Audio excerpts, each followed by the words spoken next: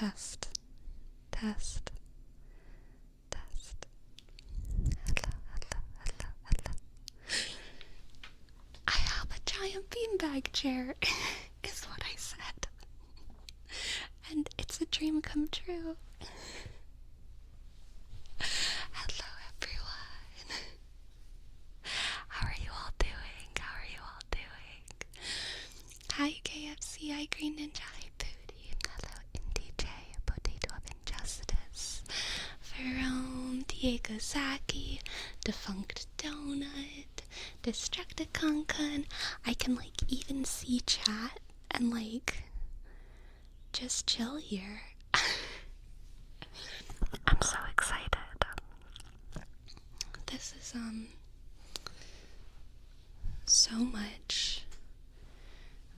so much more than everything I've ever wanted, truly. Charlie Studu, thank you for your prime. And also Nobunaga, thank you for gifting a sub. Thank you, thank you, thank you, thank you, thank you. And click. Oh, shuck. Beesk. You shuck. And click. Ask. G. Click. A. Click. Use. W. Click. Use. Thank you, Nobunaga. And Charlie. Thank you for subscribing with your prime. Thank you. C. H. A. R. Click. L. Y. S. T. U. R. U. Thank you. Comfy. How many times have you fallen asleep on it? You know, it actually just came in the mail today. Just about 3 hours ago. And it was really hard to set up. Boy, did I want to sit down and just take a nap after I set it all up. But I didn't have time. Alas, I did not have time. Sorry if I hit my finger on my computer. It was loud. But I will take many naps in it, I'm sure. I might even sleep on it tonight just for fun. Have a slumber party with myself. How'd you get the thing inside that room? Sheer willpower, okay? How big is it? I think it's a circle. It's a perfect circle. And it's 7 feet in diameter. Obviously, I formed quite a crater within it, so it's less than 7 feet. But if it were not cratered, then it would be 7 feet. 7 feet. Is it light to carry? No. No, it is not. It is not. Your back hurts thinking about sleeping on it. Oh my gosh, defunct donut. It is so soft. So soft and so cozy. So soft and so cozy. It really is soft. My cat loves it. She's not here right now. She's behind my computer. But, every time that she gets on it, she, immediately starts kneading with her paws because it's so nice. It's so nice. Is Crazy gonna wrap it up? I don't think so, but who's to say, really? She really likes it, Jose. Hello, mixed boy. Hello, mixed boy. Prime biscuit making real estate? Yes, absolutely.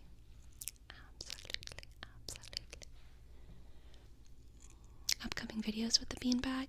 Probably yes, but I'm not totally sure. I'm probably not gonna stream on it all the time just because the setup is a little bit weird and because I like being close to y'all sometimes.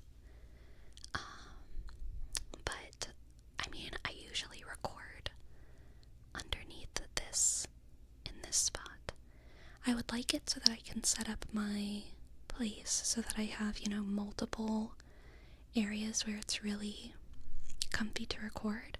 Is it possible to get the camera closer to you? Not today. In the future. I mean, yeah, but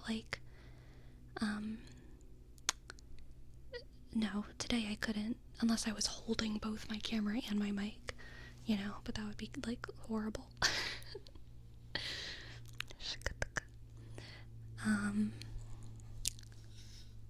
Because I keep my camera mounted on my desk, and it's on, a hand tripod on my desk, so it's kind of, I want to get, an arm for my camera eventually, but my camera's very heavy. It's a DXLR, I think DXSLR, DS, Deus Ex Machina camera, so it's very heavy. DSLR, thank you, Potato. Why can I only hear you when you speak in one side of the microphone? I don't know. I hope it gets better though, Nick Fury. I hope it gets better. I wonder if she noticed me. I did notice you, Ryan Gosling. I noticed you right at the beginning of the stream, saying that in the meantime we should talk about Ryan Gosling. Sleepy, what is this? Did you AI generate a lower body? Yes, I did. I used Chat GPT-4, and they generated this body for me. It's a little bit more pale, honestly, than I would have wanted, but it's what, the RNG got me these little pale legs, I guess. That's how it goes sometimes. They thought it would be what best fit with my face. Hello, Jimmy Neutron.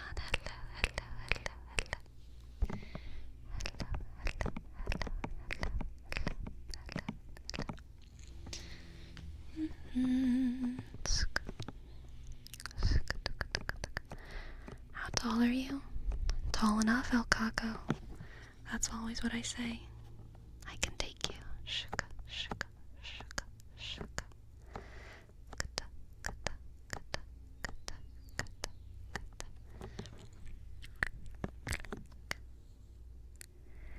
Hello, CEO. Yes, I got the beanbag.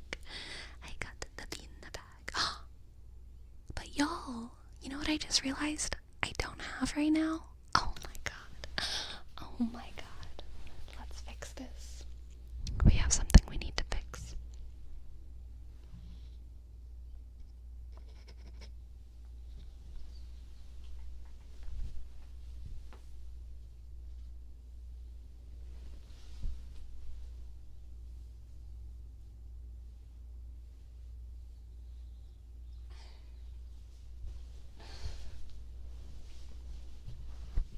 We've got to have the cat ears on. Fox on a beanbag, exactly. What brand of beanbag, can I ask? It is corduroys. Corduroys. Corduroys.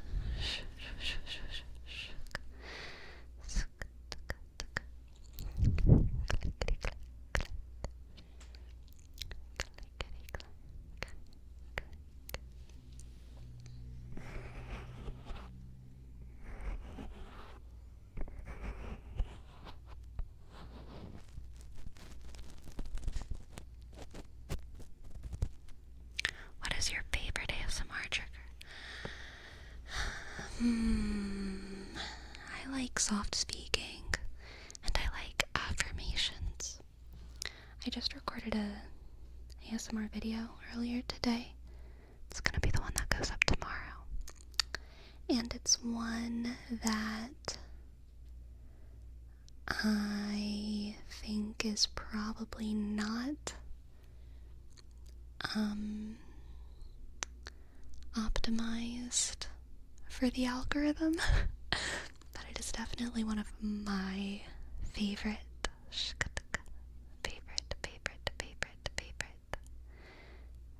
trigger videos for sure. What about least favorite triggers? I'm pretty picky, I would say, about scratching. And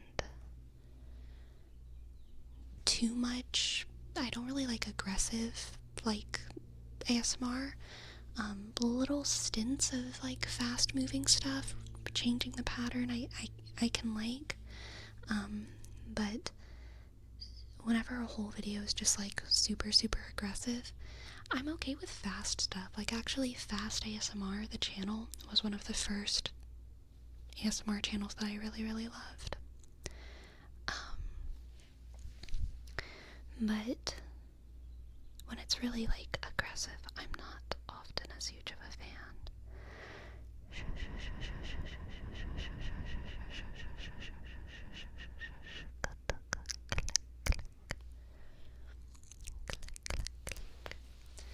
Okay, you got it, Destructicon.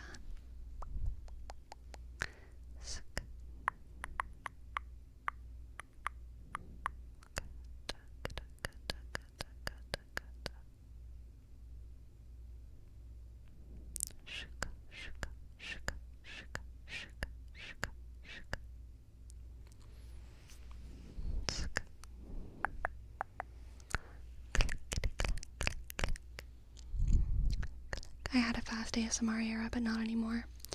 Yeah, I really like changing the pattern, and Kelly Belly does a lot of kind of aggressive triggers, but she does them in a gentle way that I really like. But there's some ASMR artists that come off as just kind of continuously aggressive. Like, another fast ASMR artist that I still like is Tiptoe Tingles. I don't watch all of her videos, but I watch a lot of her videos, and it doesn't come off as too aggressive for me. I think what it really is that some ASMR artists come across as, like, not caring, if that makes sense. Like, it seems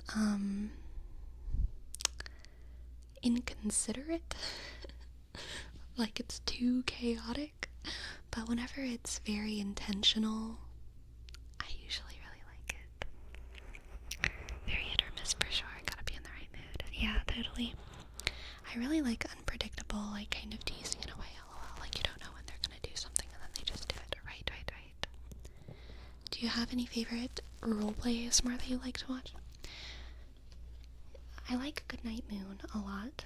Almost all of her roleplays. There's another ASMR artist who does sleep clinic roleplays, and they're almost all exactly the same, which is funny, but it works for them, and I really like their videos, but I can't think of their name. But it's a guy, and he does, like, eyes closed instructions videos, and they're all, like, sleep clinic roleplays, and they knock me right out for sure. You know who makes good unpredictable ASMR? Rappy Tappy. His pattern breaking ones are gold. Yes, absolutely.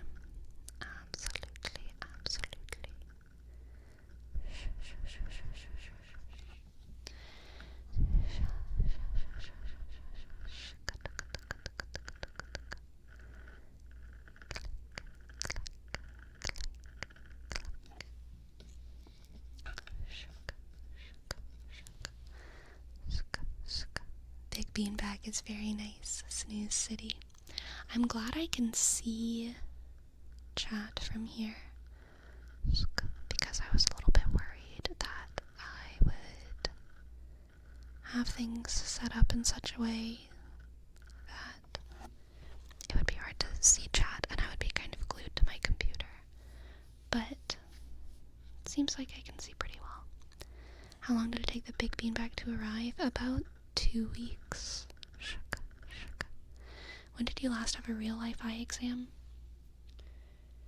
I think about 3 years ago. And the doctor told me that I had very, very, very healthy eyes.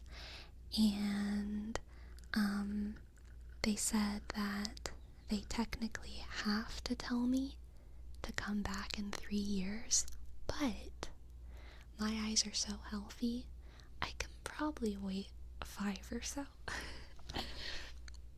I was like, heck yeah, thank you. An anime birder, hello, thank you for your sub.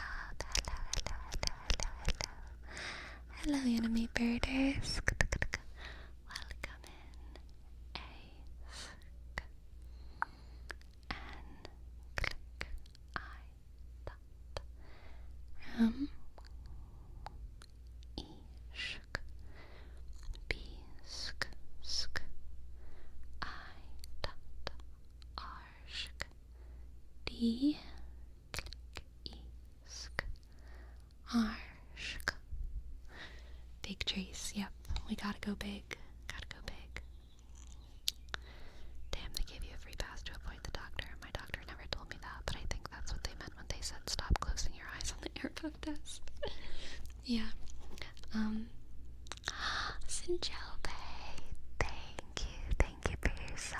Thank you for your 17 months, Sinjobe. Thank you so much. S I dot N click C H O sk B click Esk. Thank you, thank you, thank you, thank you, thank you. Hello, Jamie Fushiguro, and hello, Equanimous Gamer. Welcome to the chat. Hello. Yes, the birds are a-tweeting outside. It's always so sunny now. So sunny all day that, the birds just always think it's morning. It's morning time.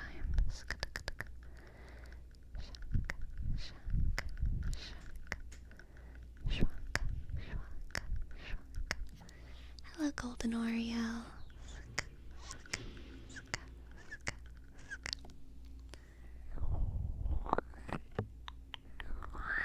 Defunct Donut, thank you for gifting us up, and Amen as well. Thank you for your prime. Thank you. I don't know what that noise is. That wasn't a bird. That was something crazy. Defunct Donut, thank you.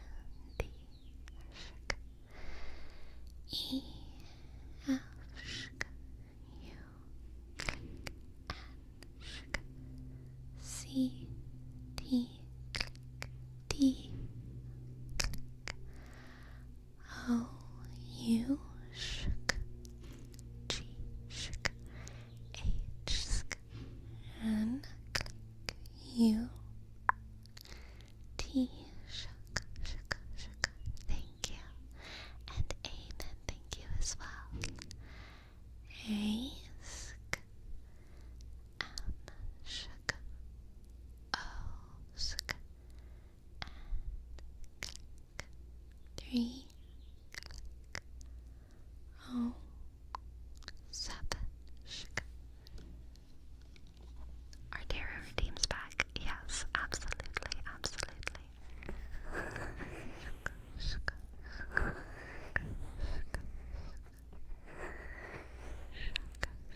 I wish I was a local cryptid. All it takes is a change of perspective.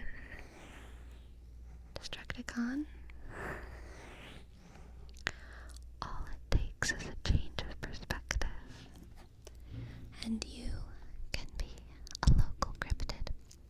You just have to start, throwing clay pots at houses and crawling naked in front of people's security cameras.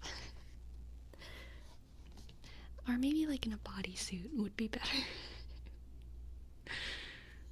In a creepy little bodysuit.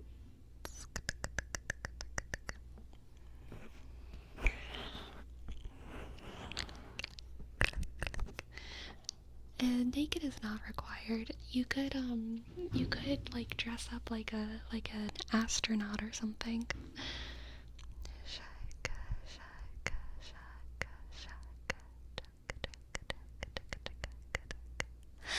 Thank you for your tips and Cobe. Yes. Let's see what the cards have. Y'all will actually be able to see me shuffling. It'll be crazy.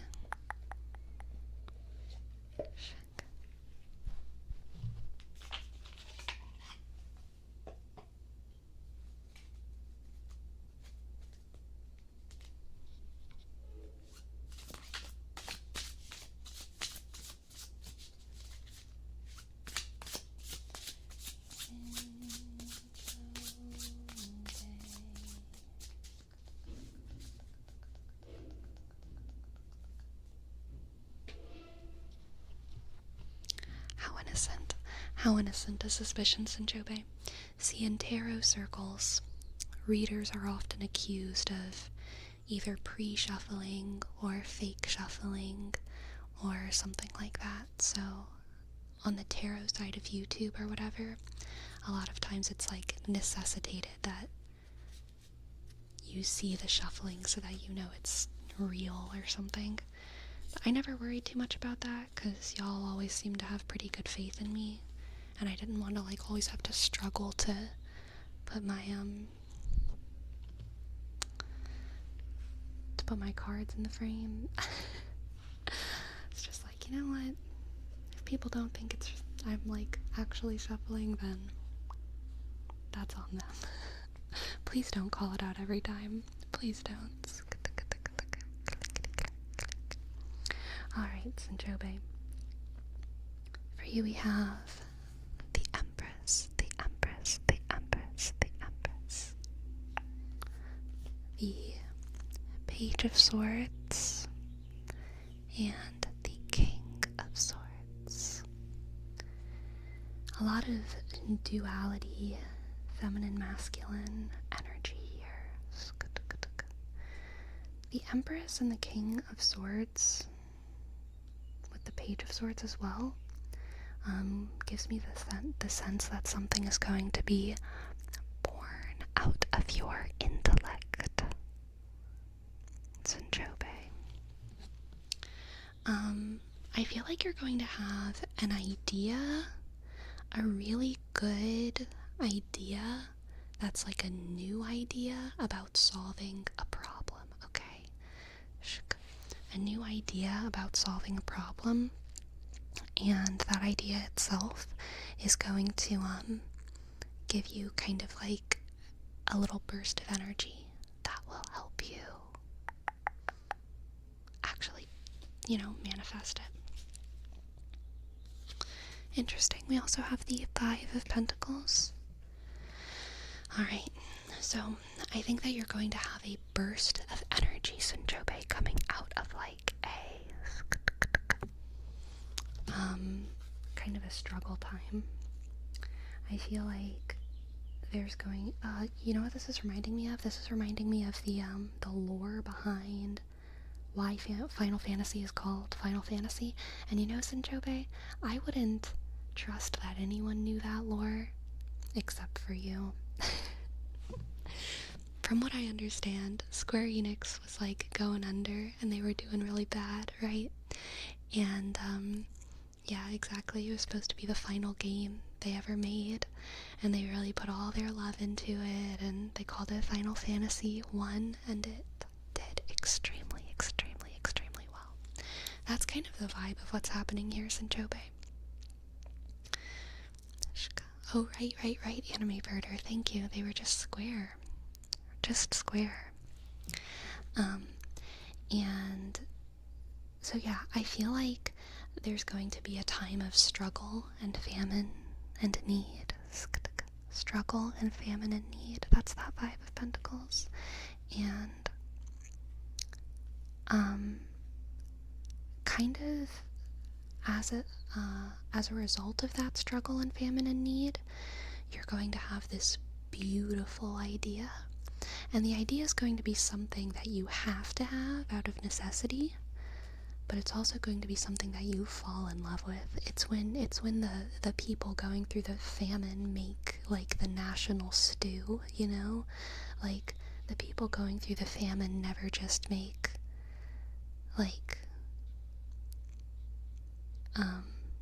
they never, I mean, I guess if the famine is really serious, sometimes they are literally just eating beans and rice, but, like, a lot of the, like, most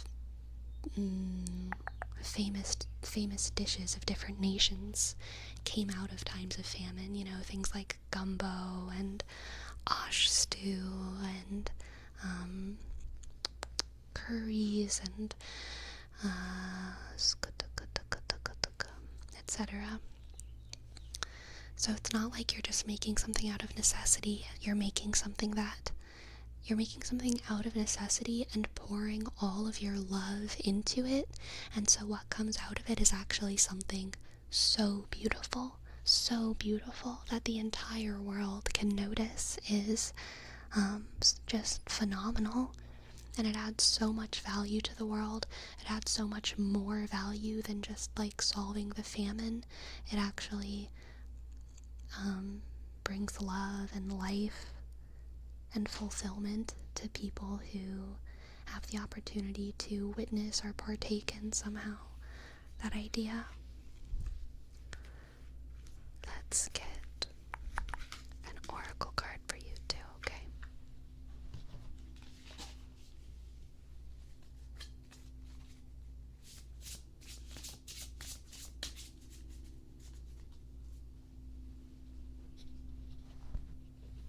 Okay. Perfect. We have the sheep and the blackberry. The sheep and the blackberry. Devotion, devotion, devotion. Devotion, devotion, devotion. The sheep and the blackberries. Devotion. Yeah, I think that you're going to be devoted to this idea, Saint-Tropez, and your devotion to it. And the devotion, again, comes out of a place of necessity, but it creates something so much more than just, like, fixing the problem that was there, which is just one of the most beautiful things that human beings have the ability to do. And you're gonna do that, Saint-Tropez. So I'm excited. I'm excited for your beautiful, magical, wonderful, phenomenal idea, okay? Thank you for letting me read for you. I hope that you enjoyed, and I hope that it resonated.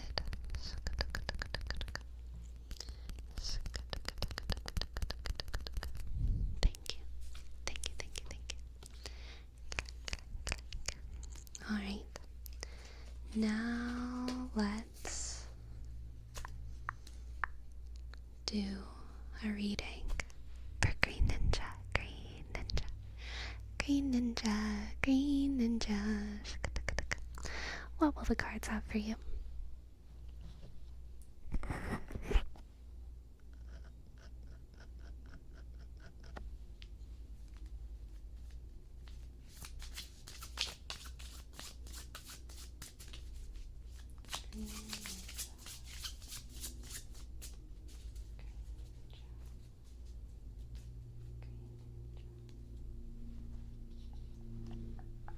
Okay. As a plane flies overhead, of course, Green Ninja, we have the Hermit. The Hermit, the Hermit, the Hermit. The Hermit so often comes out for you. The Three of Pentacles. Three of Pentacles. Three of Pentacles. Shika, shika, shika, shika. And the Ten of Swords. Ten of Swords. Ten of Swords. Ten of Swords. Alright, Green Ninja.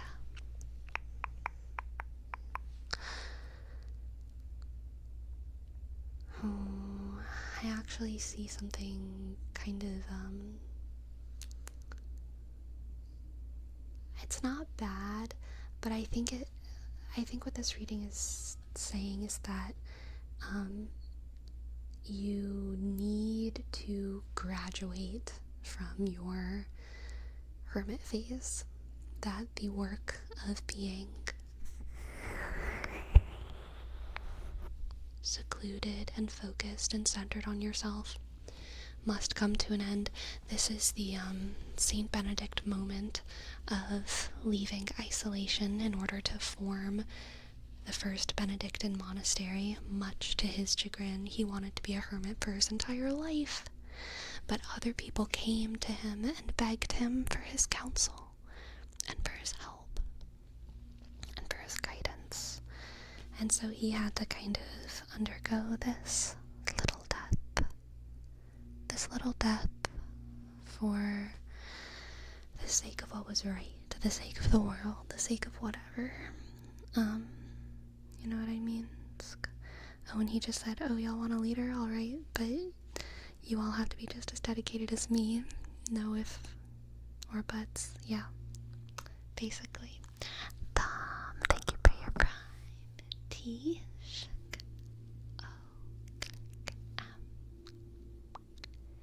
Esk, H, Disk, G, click.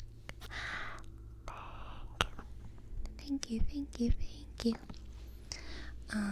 But yeah, I feel like you're going to have to sacrifice kind of your peace a little bit. I think you're going to have to sacrifice your peace in order to collaborate with others on something.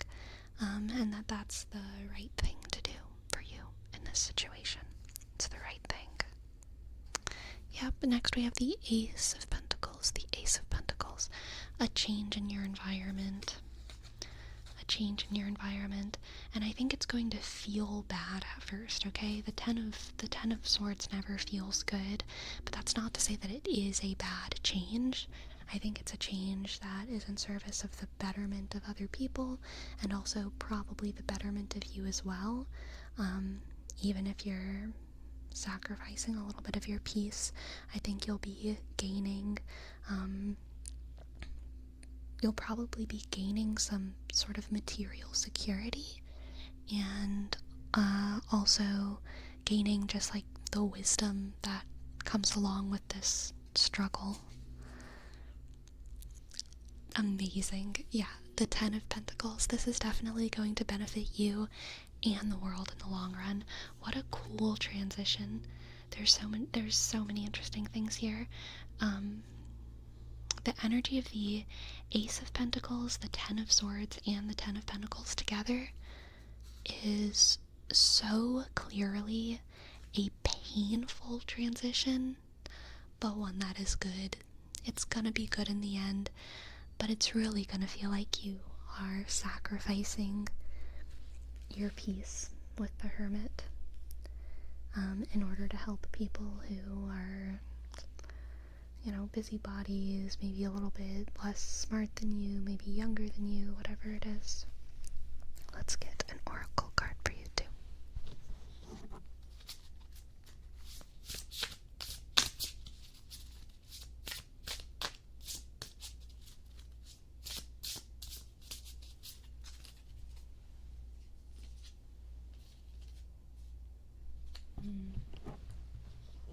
We have the chipmunk and the laurel. Success, success, success. The chipmunk and the laurel. Success, success. It's gonna feel shitty at first, Green Ninja, but it is what's good. I promise. I promise. I need to enter new spaces. Been looking at churches. Ah, nice.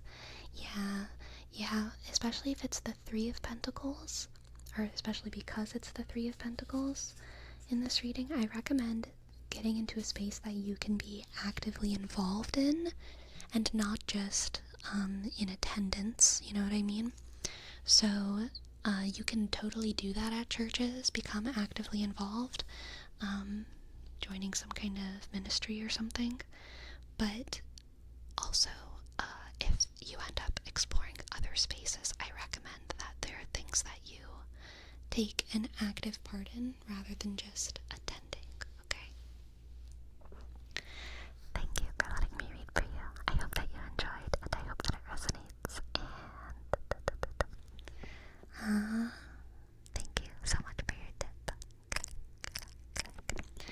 Sleepy's the second person I've seen today in Sailor Moon gear.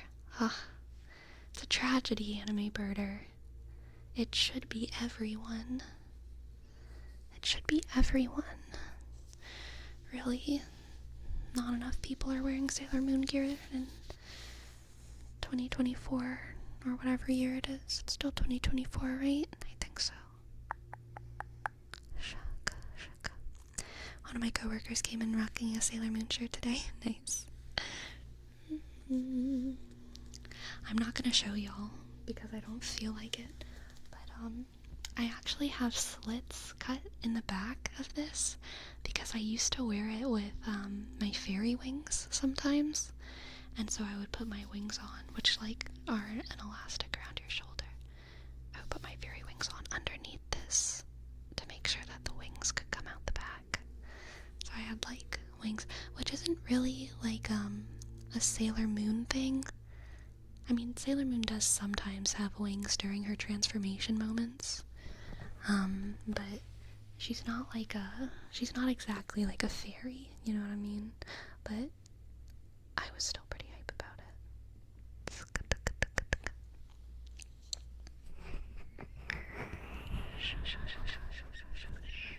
Yes, Lula, we have a new angle.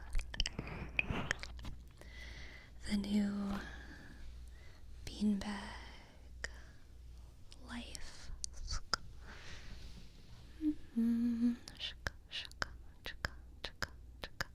Well, when it comes in the box, it's much smaller because it's like compressed and vacuum packed. You know what I mean?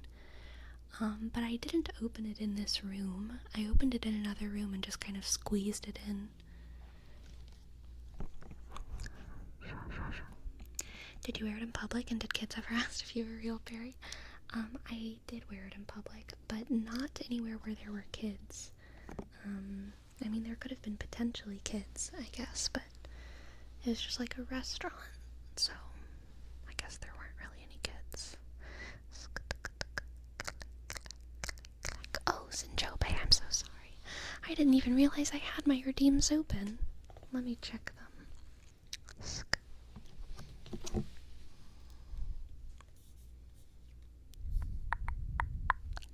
I see. Alright, first we have a redeem for not Spooderman. For boop, boop, boop, boop,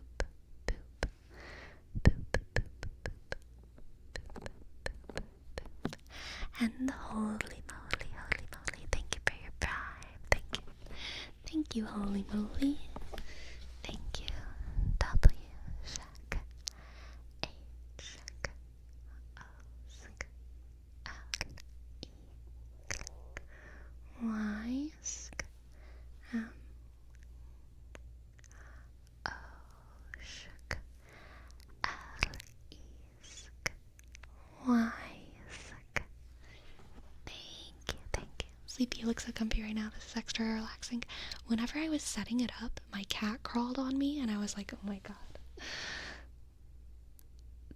If my cat crawls on me while I'm on this beanbag during the stream, I swear I'm gonna fall asleep. It's so comfy. I also, honestly, I like the idea of doing like really chill streams where I'm editing or working, probably like on Thursdays. All you need is a blanket and you'll be set. I actually do. I need more blankets in general. Like, I need more blankets, which is such a blessing because for so long in my life, I had too many blankets and not enough things to put them on, and they just got musty and old and gross. And over the years, I had to do away with them kind of one by one through floods, through animal incidents, giving them away to people. I always had this thing in my head where I was like, you know, these blankets are something I can get rid of. But having a soft new blanket is like one of the most delightful things in the world. And the fact that I'm in a place right now where I actually like need and want more blankets makes me so excited because it means that I get to buy blankets or like get new blankets and touch them and feel them and like put them on things. I need at least like 3 new throw blankets in my life right now. And I'm so excited. I'm so excited. Oh, thank you, little sharky. But yeah, exactly, like a co-working stream where I can sit here, and it would probably end up being the ones on Thursdays, because Thursdays are kind of my chill streams, and I can just sit on here on my laptop and edit shorts and like not really talk to y'all, you know what I mean? Just like be here. And I could also do ones where we like journal together, you know? We journal, I journal, and y'all write or like be productive in your own way. There's so many options for coziness. Hello, Neatrix. Yes, I finally achieved my dream of having a giant beanbag chair. Thank you, thank you, thank you. And also, Biosocial. Thank you so much for yours. So, thank you, thank you, thank you. The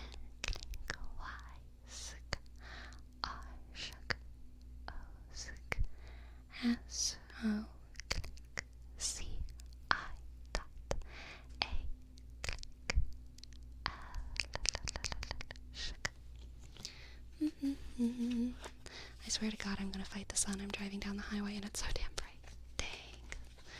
That is rough, Biosocial. Anyway, I was in the middle of a word rap for Not Spooderman of boop, boop, boop. Isn't it the best? It is the best. I actually might sleep on here tonight. Just for fun. Just for fun. I might sleep on here tonight. Just for fun. Just for fun. It's Petra Cor. Thank you for your tier 2 sub. Thank you, thank you, thank you. Thank you so much. Thank you, thank you. I click disk S B shk E sk D click R shk I dot C H O R click. Thank you. Thank you.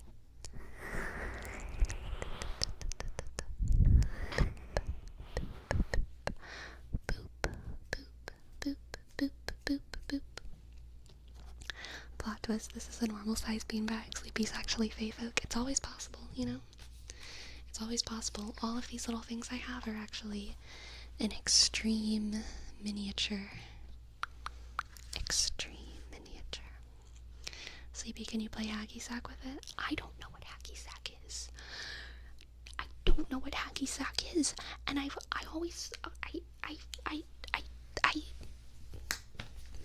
realized I didn't know what hacky whatever the fuck it is.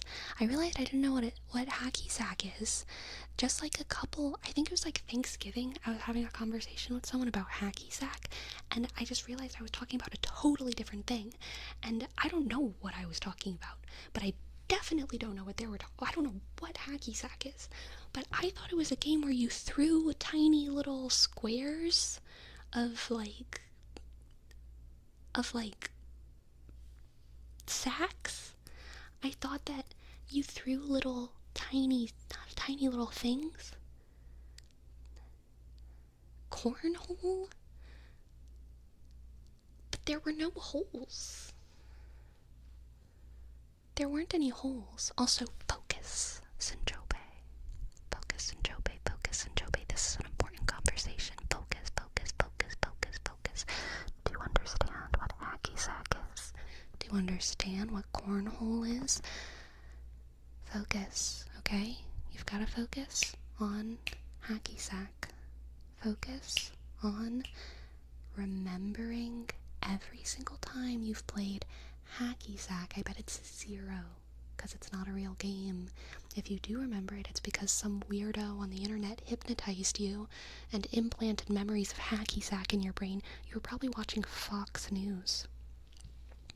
and Tucker Carlson whispered deep into your ear, remember classic Americana dreams of hacky sack, and American pie, and you just lapped it all up, didn't you?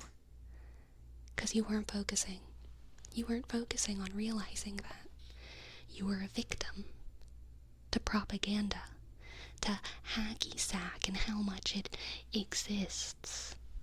Ugh, pathetic.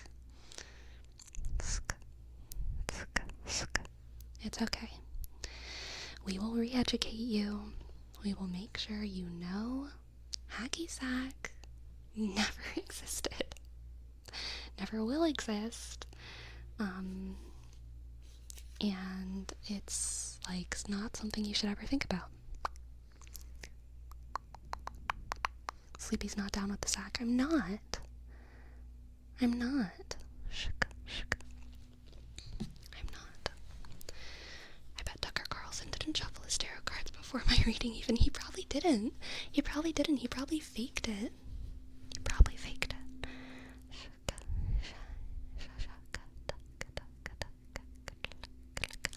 And also, thank you so much for sponsoring for curry frogs. Is that the name? I should look. That is the rough thing about this setup is I can't scroll.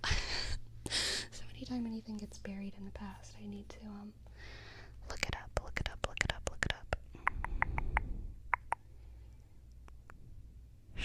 Shaka, let's see.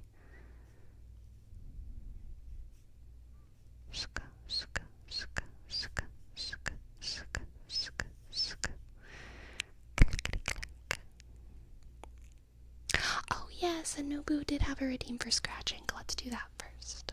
Let's do some scratching, and then for Curry Frog, we will do a tarot reading. Thank you so much, KFC, for sponsoring Curry Frogs reading.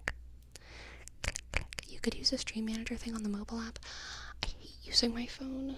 I'm too much of a millennial sometimes, okay? Like,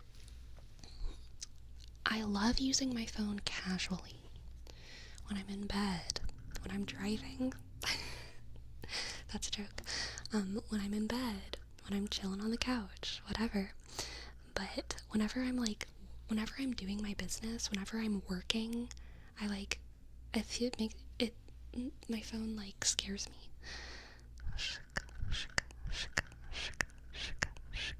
I thought you were a Zoomer.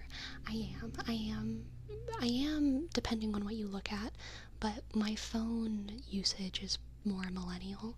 I much prefer a computer.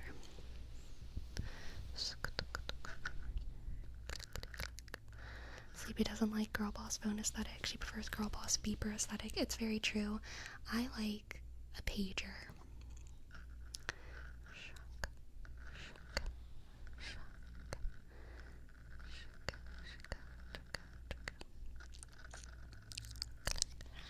How old is the oldest Gen Alpha right now?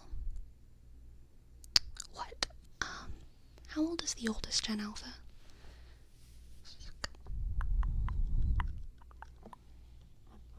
14? Okay. They're pretty smart then. They have big brains and stuff. You can talk to them about Nietzsche, probably.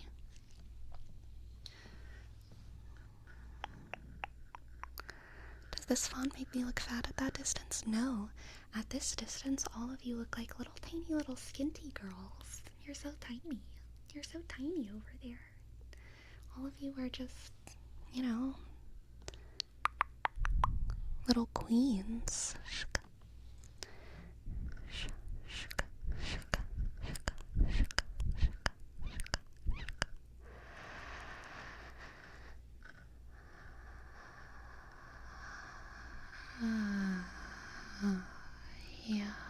Yeah. Am I a pretty girl? All of you have always been very pretty girls, okay? There's a Gen after Z already? I'm falling behind. Oh my goodness. Y'all didn't know. Y'all didn't know there was a Gen Alpha. That's pretty rough. That's no good.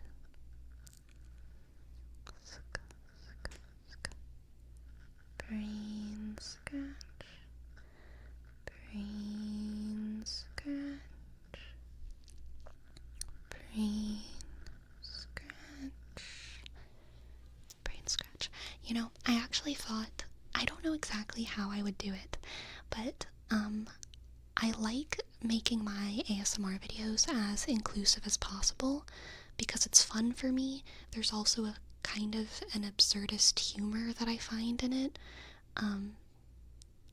because everything is so non-specific, but it's also makes it accessible for a larger audience, and I value that. I've thought about doing an ASMR video that was titled something like, ASMR specifically for you, and instead of it being inclusive, it's extremely non-inclusive. It's I think it's so amazing how much you know about South African frogs. I love the way your H's all have that weird little curve at the top of them, and I like how you always mispronounce praxis and say practice instead. You're my best friend, you know what I mean?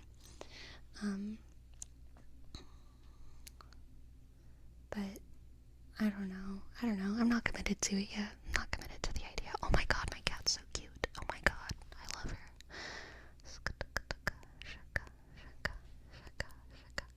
Oh my gosh, Sinchobe, I have heard you talking about it, but I don't actually know what they are. I know I did watch your stream one day, and you were making them, but I didn't actually see or know what it was, so I'm definitely curious. You can DM me about it if you'd like, and I will respond, because I'm always looking for fun microphones.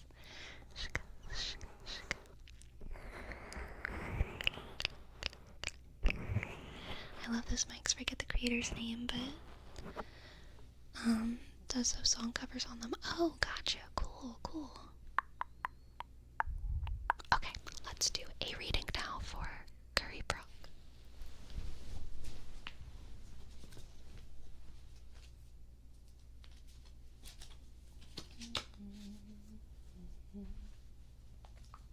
A new puff. Welcome, bitch. My dreams have come true. Bison Jobe.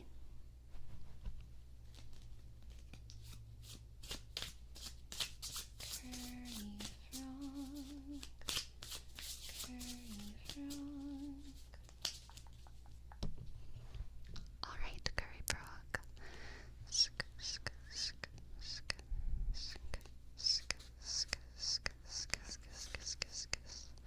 Curry Frog, for you we have the Two of Wands. The Two of Wands. I was meditating on the Two of Wands the other day. The Queen of Cups. The Queen of Cups. And the Seven of Wands. Click. Nobunaga. Thank you for gifting a sub to Fitch. Thank you. N. Click. O. Shk. B. Sk. U. Shk. N. Click. A. Sk. G. Click. A. Sk. U. Click. W. Sk. U. Sk. Thank you. Okay, Curry Frog. It is your time.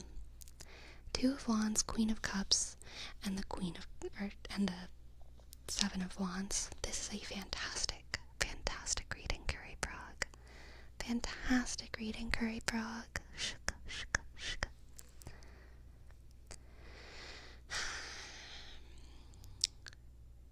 This is you looking at something in your future so confidently and with so much love for how victorious you know you will be in some regard. This is you very confidently starting a new degree program in college. This is you very confidently, devotionally, lovingly starting out a new workout program. This isn't any kind of like little honeymoon phase, New Year's resolution, I'm going to start a new thing and then quit in 2 weeks. This is you doing something out of love and passion and devotion. And right now you're at the beginning and you're looking out with hope and triumph already, even though even though you don't know anything yet, even though you haven't started the degree program, even though you are still, struggling to do a push-up or whatever, you know with utter confidence that you will be able to do those push-ups one day. That you will be a genius astrophysicist one day. That you're gonna go so far. And it's out of love for yourself, okay? Out of absolute love for yourself. Queen of Cups is the most selflessly loving card in the tarot, I think. Queen of Cups is a really, really... I think of Queen of Cups as like the marriage of all the water signs, it's Scorpio, Cancer, Pisces all put together. It's the divine femme, mother goddess archetype, but it's detached from fertility. It's not detached, it could involve fertility, but something like the Empress is like explicitly about fertility and life cycles and things like that. The Queen of Cups is all about just the pouring out of love, and I think that this love that you are being called to give yourself, or that you are being called to feel, Curry Frog, is for yourself. Guaranteeing your own future in the way that a dedicated mother has absolute confidence that their little baby is the most beautiful, talented, smartest thing in the world. And it's like healthy actually for them to believe that, in the way that we all think that our pet is the most cutest thing in the world, and it's like actually healthy and good for us to think that. It's not like narcissism or bad or anything like that.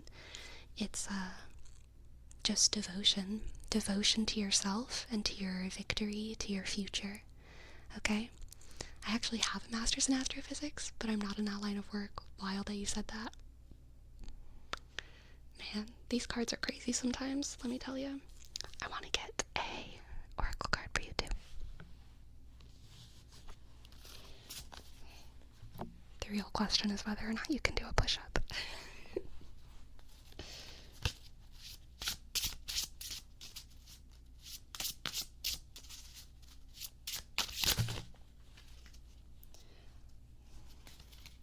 I guess all these cards are yours. Just kidding.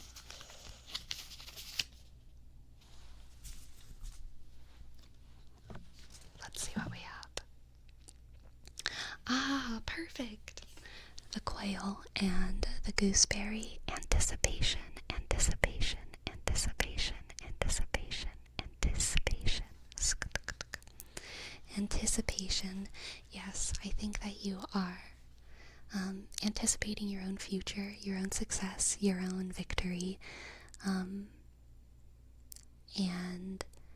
it's the fact that you love the you of the future makes you love the you of the now. And the fact that you love the you of the now makes you love the you of the future. And you are anticipating your own next move with joy for getting to experience it. The quail and the gooseberry. What a delightful, happy reading. Thanks so much, Curry Frog, for letting me read for you. I'm glad that it resonated, and I hope that you enjoyed, and good luck with your adventure. And thank you again, KFC, for sponsoring the reading. Push-ups with no arms. Have y'all seen that TikTok trend of people floating when they walk? It's like a dance move where they like walk and their feet are like do do do do Have y'all seen that? Have y'all seen that? It's wild. It melts my brain too. I do not understand it. I believe it's called gliding. Yeah, it's like floating. It's crazy. It's crazy. Crazy, crazy, crazy. Good night, Yagazaki. Good night, good night, good night, good night. Isn't it a traditional Chinese theater skill? Could be. Could be, could be, could be. The one that's...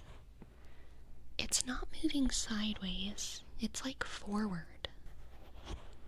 Forward, forward, forward motion.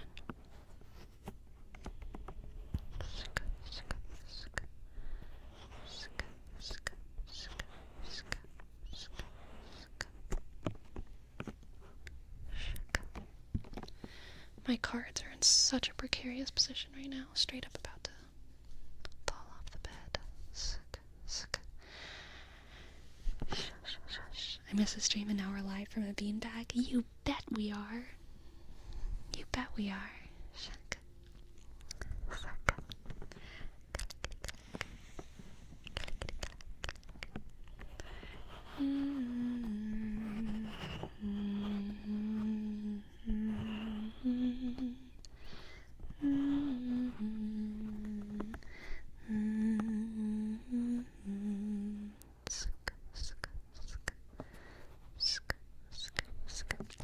The beanbag will bring more views for sure. Honestly, that may be true.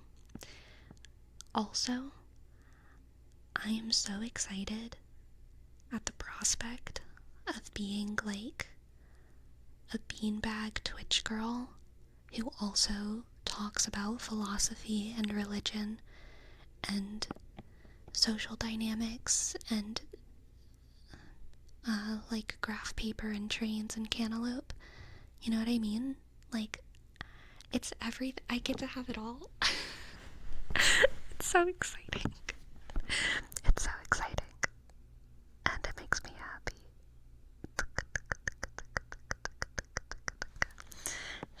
Yeah, this is gonna confuse a hell of a lot of people. Good. Let it confuse them. DM Joe Banana, thank you. Thank you for your sub. Thank you. D, click, shook, J, O, E, click, B, sk, A, sk, N, click, A, click, N, click, A, sk. Thank you. Sleepy when picking a niche grabs a handful. I mean, that's so I have never in my life wanted to be in a niche, you know? And I don't think many people do, but I also think that people act like it anyway. You know what I mean? Like, people say they don't want to be put in a box, but then they follow a specific aesthetic, they follow a specific path, they try to dress like that path, they try to only partake in the hobbies of that archetype, and then they're like, oh, I don't want to be in a box. But it's like, you put yourself there. You know what I mean? And I have never done that, and it has always pissed off people around me, to be frank. It's always pissed off people around me, because it's not that they're mad at me for trying different things, but it's that it's that their image of me becomes something that, like, isn't a whole. You know what I mean? I become fractured to them because I'm who I am, but I'm also Catholic. Or I'm who I am, but I also practice tarot. But I also practice astrology. I'm who I am, but I also like working out. I'm who I am, but I also don't like X, Y, or Z kind of music. I'm who I am, but I don't like tea. I'm who I am, but I don't play Stardew Valley. You know what I mean? And all of those different things will like fracture me in someone's eyes for different reasons. I'm who I am, but I'm a content creator. I'm who I am, but I'm an ASMR content creator, you know? It's like all these different things that other people view as contradictions. And I know, she's wonderful, isn't she? CEO in the house. But yeah, all these things are contradictions to them. But to me, they're not contradictions, and they are still wholly who I am. You know what I mean?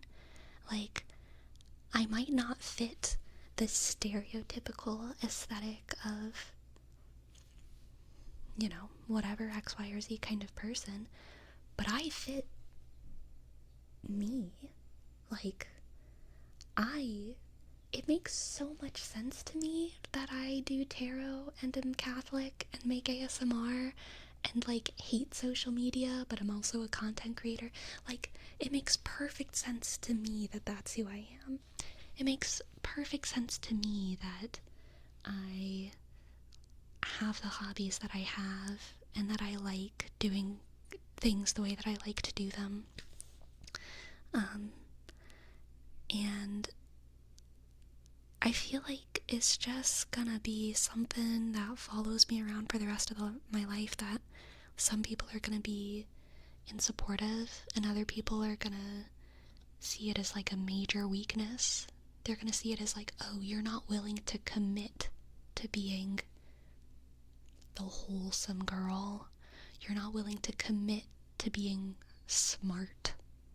You're not willing to commit to being the Twitch streamer. But it's like, you know, fuck you. I'm not trying to be any of those things. I'm just trying to be me. Hello, Hagen.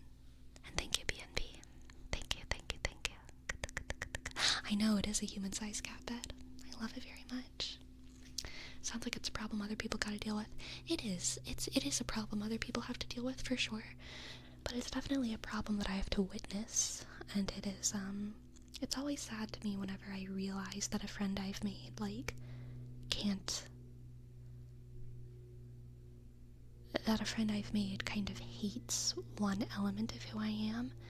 And not only do they hate that element of who I am, but that it makes them view me as fractured.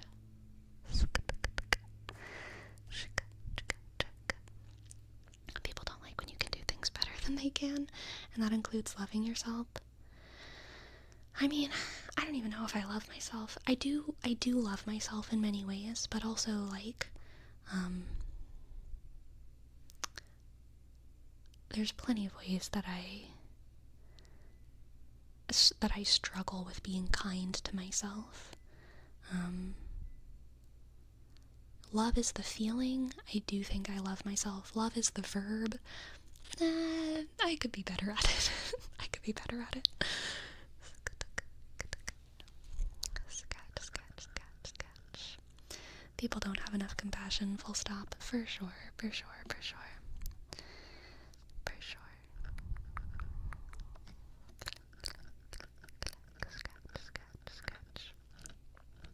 It's too much mental effort for them to understand you.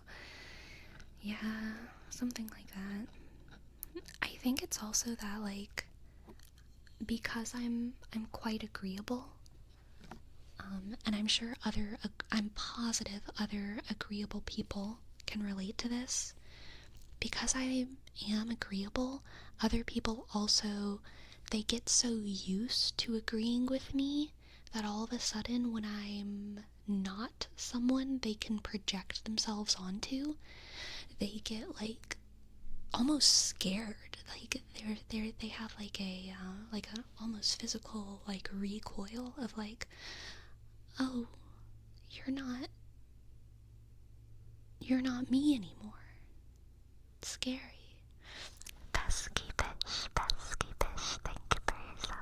Thank you, as well as non-comb. Thank you. P shink E S K click click Y sk up sk I dot S H k pesky fish and a non-comb. N click A click N click C O shk L M. Thank you. Thank you, thank you, thank you, thank you. Sk, sk, sk, sk. Sleepy, is the paw chair still a thing, even with the beanbag? So the paw chair is going to be probably for Crazy. Thank you for asking, Neatrix. And I'm probably not going to keep this set up as like a permanent installment here. It's probably just going to be a thing that comes out sometimes, because it does take up a lot of room in this room, and I want to be able to, you know, sit on the floor in this room to record every now and then. So a lot of my streams, hopefully, I will be in my chair, and there will also be another spot chair perhaps situation for Crazy, like I used to have at my old place. I don't have that cat tree anymore. I threw it out. I have the little cat tree, but not the big one that she used to sit on next to me when streaming. And the cat tree that I do have, the one that Destructicon got, thank you so much, Destructicon, she uses as a stepping stool to get into the bed that KF Serbia got. So thank you for that, KF Serbia. My house truly is full of your generosity. Thank you, thank you, thank you. Crossover of the century. It's true. It's true. Sparely birds, sparely birds. Thank you, sparely birds. S B U shk R L Y sk B click I dot R shk D S. Thank you. Thank you. Ah, silver bullet. It is comfy. It is comfy. Shaka, shaka, shaka, shaka. Interesting, defunct donut. I know it's not actually interesting. It's just interesting to me, but I have been thinking about making my streams earlier. I've been considering moving some of my streams earlier, but I'm not sure yet. The reason why is because I'm on a much earlier schedule in my life, and so it's really, yeah, it's something I'm considering, but I'm not committed to it. What time is it over there? Where I live, I usually stream from 5 p.m. to 9 p.m. BST. Neatrix, thank you so much. I'm so excited for it. Thank you, Neatrix. Thank you. Thank you.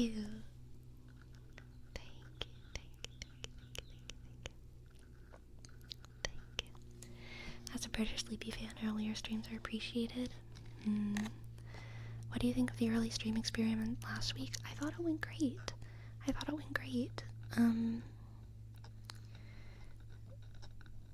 Yeah. I just don't know, cause I also like streaming in the evenings. Like, I like it both. I like both, and I don't want maybe 1 to 2 hours earlier. Yeah, 1 to 2 hours earlier could work. Another thing about it is that it's kind of a seasonal thing. Right now it's summer in Oregon. It's getting into summer at least. And streaming from 5 to 9, the lighting changes so much during a stream. And if I did my streams just even 2 hours earlier, the lighting would be much more consistent during the stream.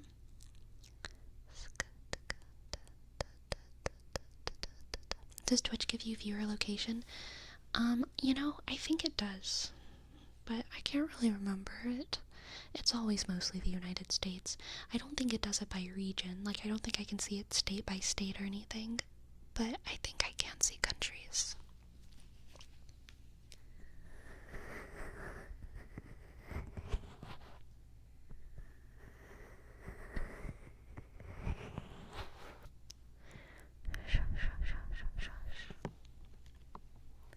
It collectively reminds us of our transience. That's a very fair point, KFC. It's a very, very, very fair point. Puerto Rico here. What time zone is Puerto Rico in? My brain is saying Puerto Rico's like Eastern, US East, but it might be Central, or it could be anything. I have no idea. AST? What is that compared to Eastern United States time zone? Is that kind of the same? AST right now is EST. Okay, cool. I kind of thought y'all were in the same, I don't know, longitudinal line. Rosho.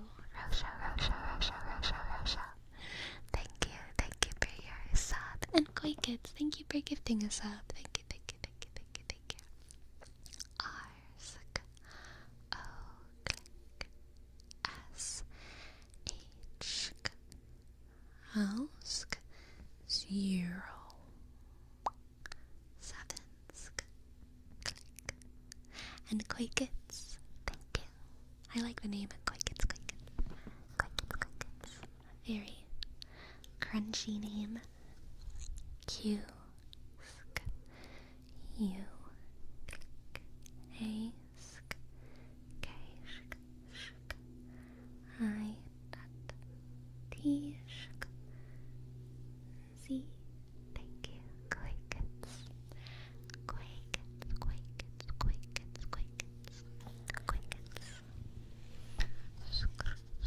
Sleepy as a clue. Do you want to know what time it is where I am?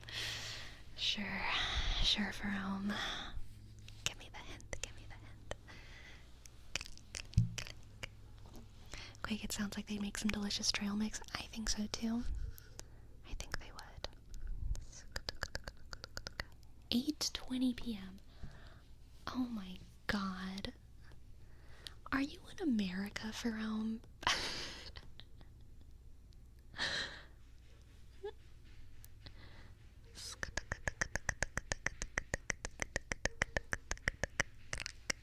Central Time, I know.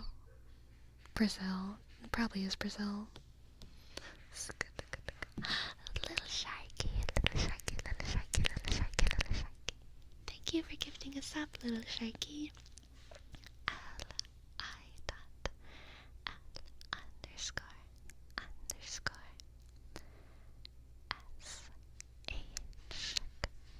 A R K sk I dot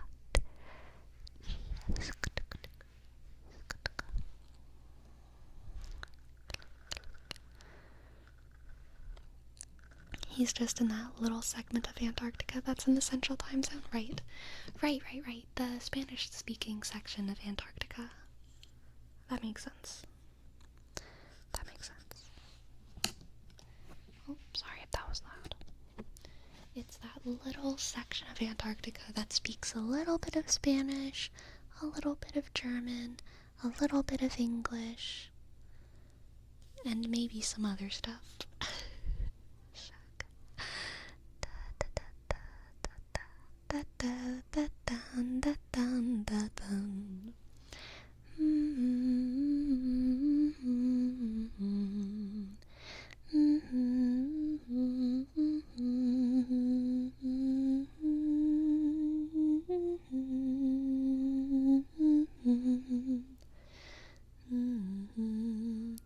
Argentina does claim part of Antarctica? Really? I didn't know that. That's very interesting.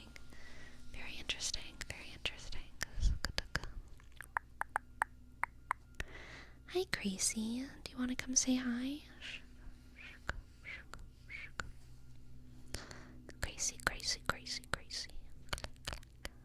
She wants to go back to the window. Cat quake, cat earthquake. Sleepy, I have to admit, I did not know that you had legs. I don't. These are AI generated.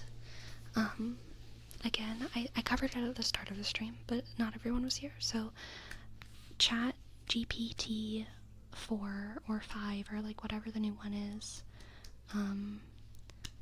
gave me these bad boys. I was like, please give me socks, give me legs, give me a skirt that looks, or sorry, shorts that look like a skirt. These are shorts. They don't look like it, but they are. Which is based. And then just let the rest of it come together. Squirt. Even better, Ogden. Even better than a squirt. It's this part is also shorts. There's nothing in the middle except there's fabric in the middle, and then there's also shorts underneath. So it's like, it's double. It's actually shorts. It's tight shorts with flowy shorts on top of them. That's what it is. So it's pretty genius of ChatGPT 4. Shorts all the way down, exactly. Shorts squared, love it.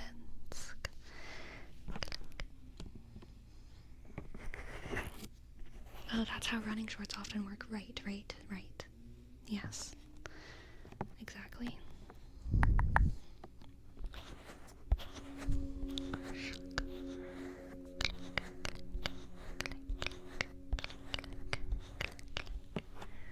Click, click.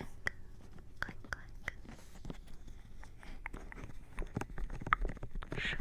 Nice, that probably makes you feel more comfortable not having to worry about your seat. Yeah, I know. I feel like I have to worry about what people think is gonna happen, but not anything that could actually happen. You know what I'm saying?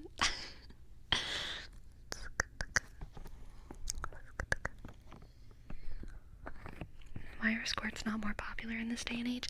They're actually extremely popular. You just don't know because you haven't been checking, Aachen, which is very good manners of you. Okay. Very good manners.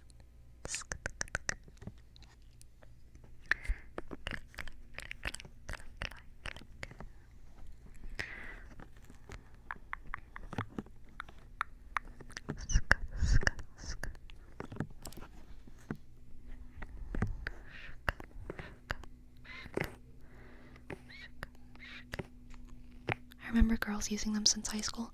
They've definitely been in use probably since like the 80s or 90s, but also, I mean, historically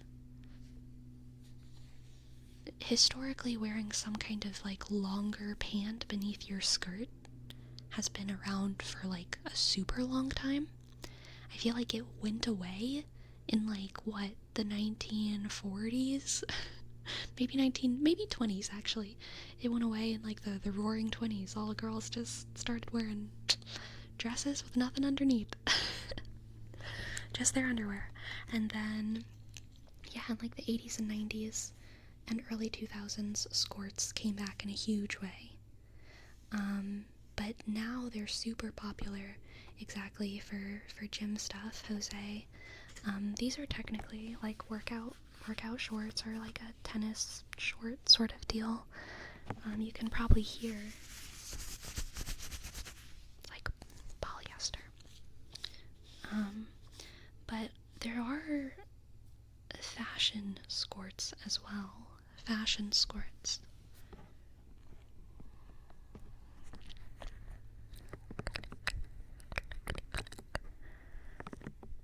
That's some athletic wear material right there. I know, which is good, because it's hot in here.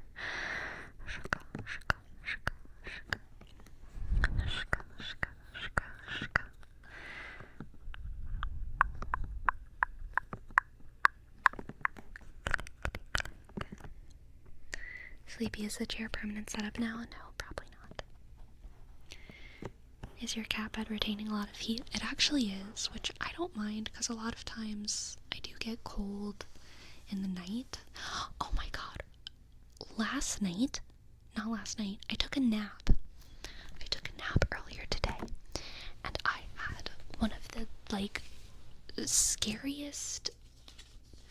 So, I've talked about before how I have false wakings sometimes. I struggle with, like, false wakings.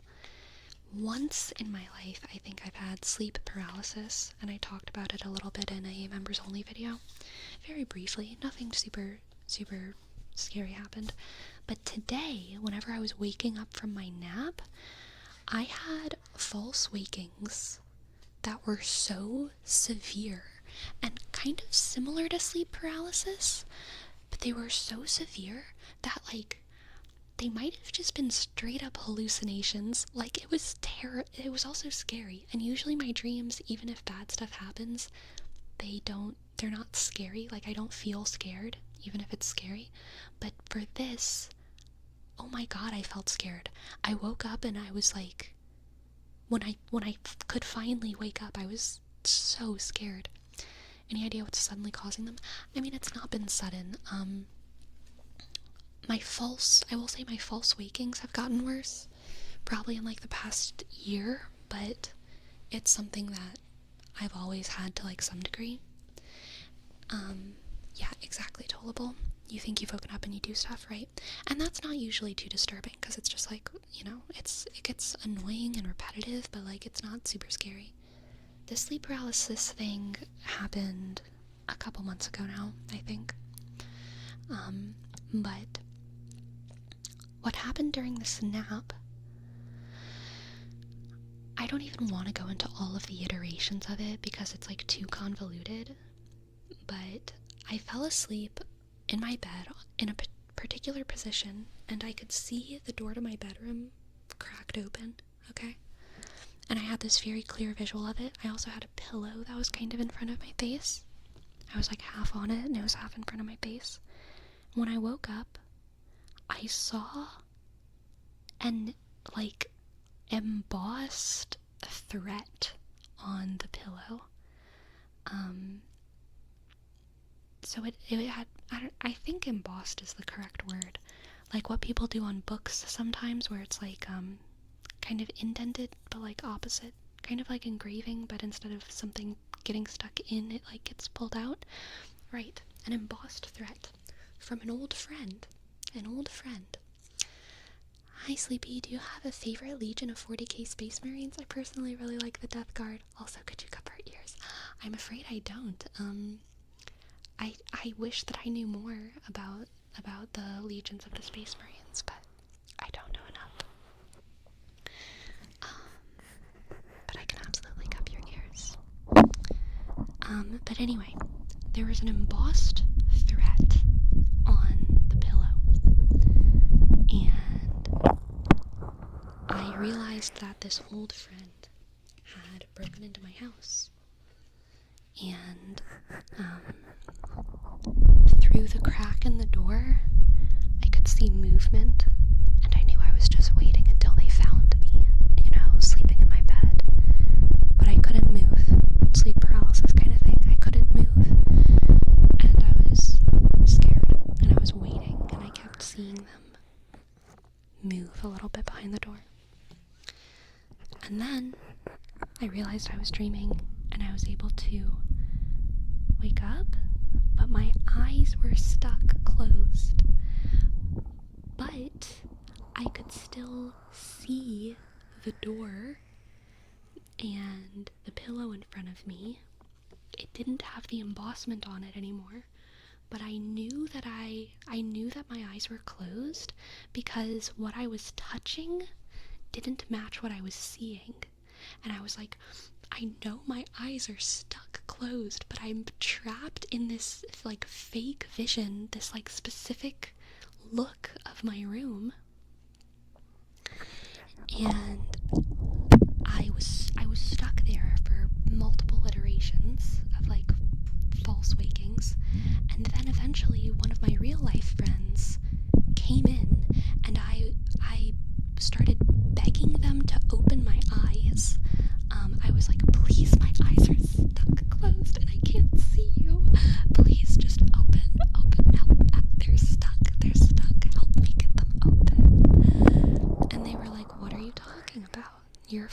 brain. And I was like, no, my eyes are stuck.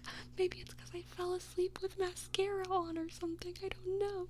Please, my eyes are stuck. But again, I could still see my room, and I could hear this person's voice, and I could feel my bed, but like my body, looking down at my body, everything that I saw was frozen in the position of my nap, but what I was touching felt different. I couldn't see my friend. I could just see the blank space between me and my door, but I could see it, so it wasn't like I was blind. I was like I was stuck, and I knew my eyes were stuck closed. And so I was begging them for a long time, and then I realized that they weren't real either. I guess I fell asleep. I woke up again, and my eyes were still stuck closed, but I started looking around my bed with my hand for my phone, and I felt my phone, and I thought I could see my phone, and I started pressing buttons on it because I could only see it very, very faintly. It was like I was seeing it through a veil, kind of, and I was trying to read the notifications, and they were so faint, but I could feel my phone in my hand, so I knew it was there. I just couldn't read anything clearly enough. And it was after the phone one that finally I woke up for real, I think. And I was just like staring, and I was moving my head around, and I was like, oh my god, I'm free. But it was a long time. How many false wakings did you have, and how long was your nap?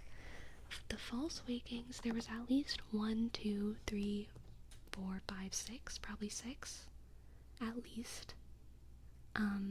The nap was almost exactly 1 hour. Was your heart racing when you woke up? Oh yeah, for sure.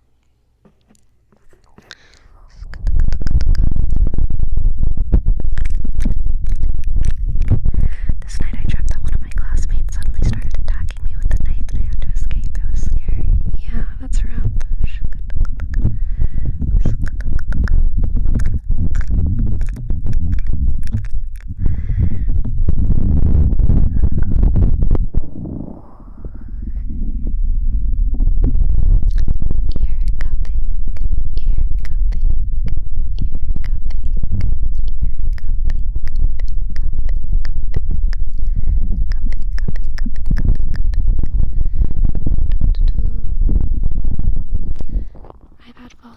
When I took naps midday, too much sleep or too little.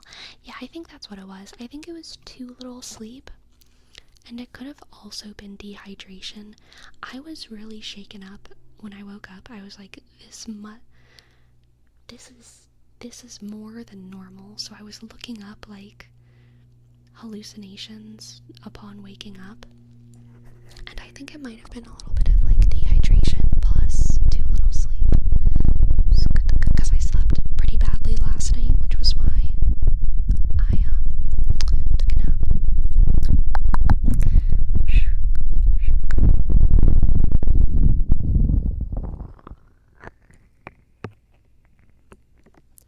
It's crazy how many pathologies can be treated by just drinking more water. Yeah, truly.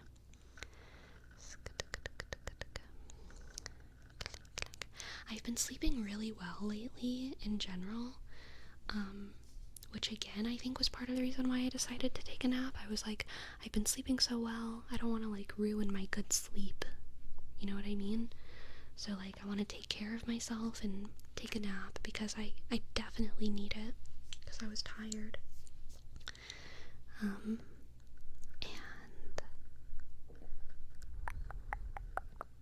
yeah, it turned out being a pretty wacky nap. It's crazy what our brain does sometimes. Ain't that the truth, Jose? Ain't that the truth? For sleep paralysis, wiggle your toes? I'll try to remember that. Neat tricks, but you know how it is.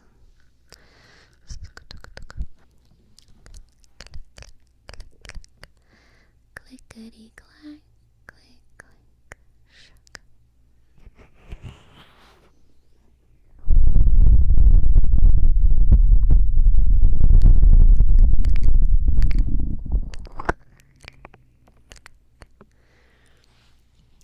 remember, was the first time you experienced sleep paralysis that one time? The time that I talked about it, my first sleep paralysis thing, I think, happened a couple months ago, and I talked about it in a members only video, but basically it was very classic. It was like I was laying in bed, I opened my eyes, I couldn't move, and a dark figure like came above me and was like looking down on me. You know what I mean? And I think I could smell it. Oh no, it wasn't that I could smell it, it was that I could hear it breathing. It was breathing like Darth Vader above my face. Always a sleep demon. Yep. That's when they get ya. When you're nice and sleepy. I still remember being asleep in an exam hall and jolting awake. 3 people turned and looked at me. Aww. I never jolted awake in class or anything, but whenever I fell asleep in class, which was very, very rare, and it didn't really happen until college, but I would always drool. And I remember just waking up and like my arm and maybe like under my arm on the desk, there would just be like a little stream of drool. And I was like, oh no, so yucky.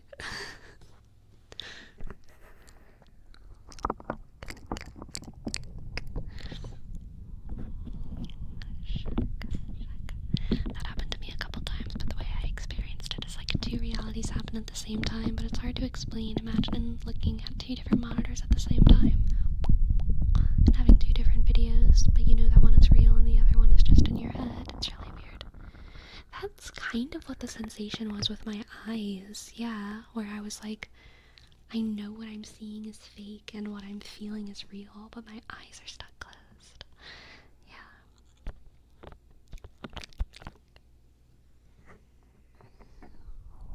My demons moved on since they found out I'm extremely boring to be around. Very good Kung Fu starfish. That's how the greatest monks get rid of all their problems as well, I think.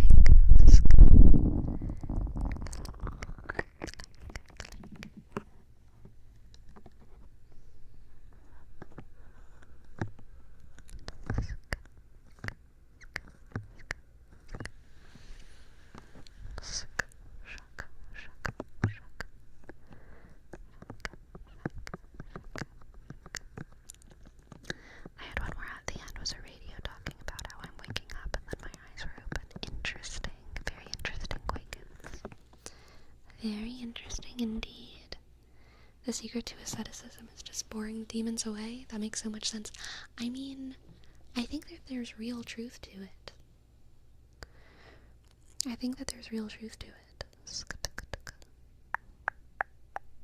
It depends on how you define demons, though. Like, I think that by living an ascetic life, you become immune to a lot of the influence of demons. But if you were talking about demons as like the fallen angels who are trying to poke fun at God by tormenting humans that God loves, then if you're a nun or a monk, you're actually more vulnerable to demonic possession. There's actually quite a lot of stories of monks and nuns getting possessed, and it's because they're God's most faithful that they're kind of like the most, the people who demons feel like if they were to possess a monk or a nun, then they would be offending God more than if they were to possess someone who like wasn't at all religious or who didn't care about God, didn't believe in God or whatever. Bye bye Agen.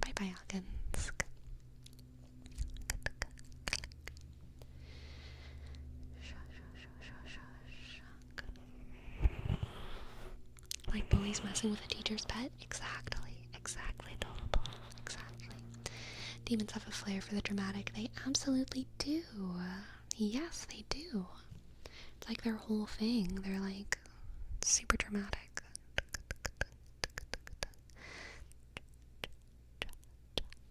Can you be possessed if you don't know about demons? Or demons only do that to people who actually know about them?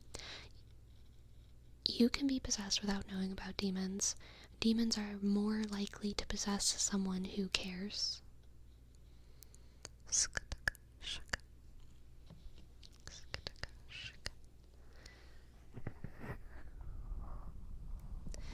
Do you think that believing in that, like demons and stuff, has to do with the paralysis and all that? I think that demons can absolutely torment people in their sleep, but I also think that most cases of sleep paralysis are purely biological accidents. Like, it's just your brain like messing up and your dream cycles doing weird things. I think it's totally possible, again, for demons to torment people in their sleep. And I'm sure that there are some cited sources of sleep paralysis that may have actually been like demonic activity, but I think most of them are just brains doing like shitty stuff, like dumb biology, you know.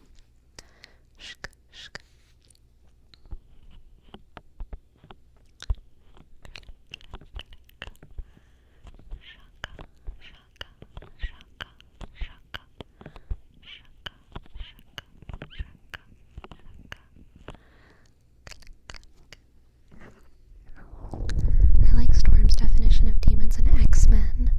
They're reflections of our fears and insecurities. I think demons certainly reflect our fears and insecurities, but in the biblical sense, demons came before humans. And the reasons that I think demons reflect our fears and insecurities is because demons act in a targeted manner towards humans. You know what I mean? If bunnies were the ones made in the image and likeness of God, then demons would probably reflect the fears and insecurities of bunnies specifically. But alas, it is us humans who have that lot. Catquake. Hello, Gracie. What's up, girl? Do you want to come down? Are you trying to jump all the way here? She thought about it. She thought about jumping all the way from my desk onto the big bean bag, but she decided to just jump on the floor. Hey girl, you want to come up? You can come up. Come see. It's very soft.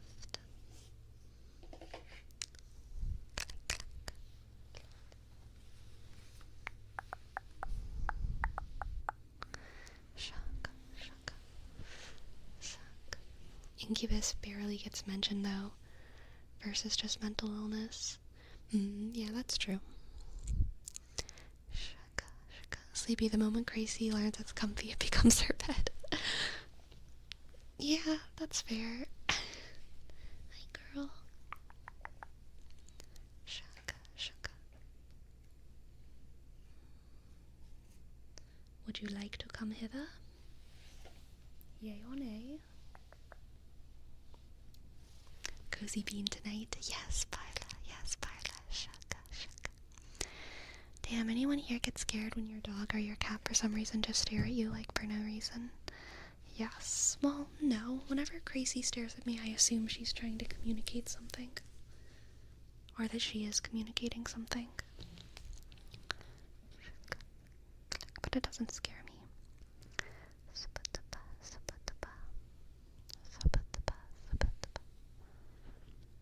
She seems cautious. Yeah, she is cautious. Right now she's kneading on it. She's making biscuits.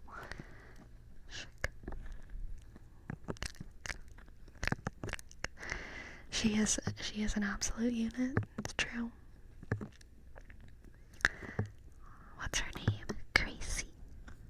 Cracie.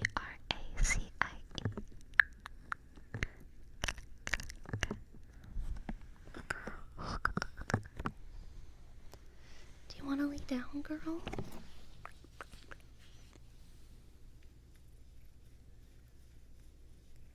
C with a C, not a Z.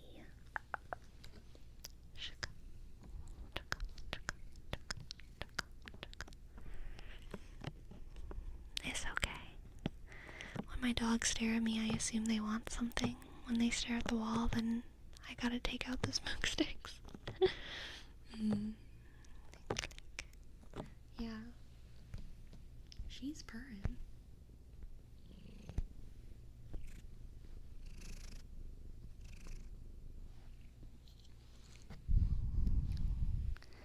I once had a dream that a council of people rigged a contest for me to marry Satan. Oh my god, Tollable, that's terrifying. What the heck? What the heck?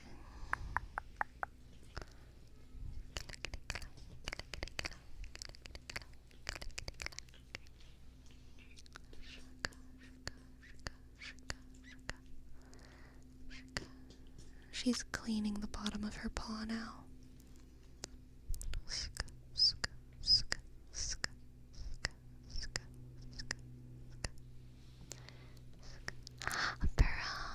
Thank you. Thank you for giving us up.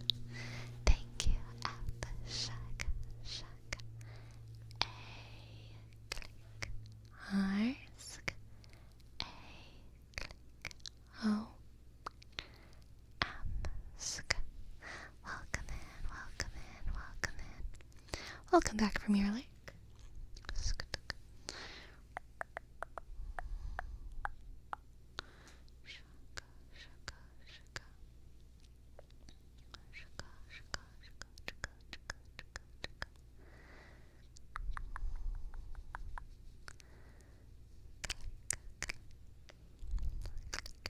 It was awful, no ring, but I did win an art contest and got like a seashell bracelet. Aw. How very generous. How very generous. Ah, she has found a comfortable perch. Excellent. She has thus lain and made her bed. I love some of the people in my group die to chat the times that I did. Damn, Jerome, that's rough. One of my favorite things in the world is seeing the viewer count climb higher and higher. I actually can't see the viewer count right now, like anywhere, so I have no idea what it is, which is, I'm fine with it. Y'all could tell me anything, and I'd believe it.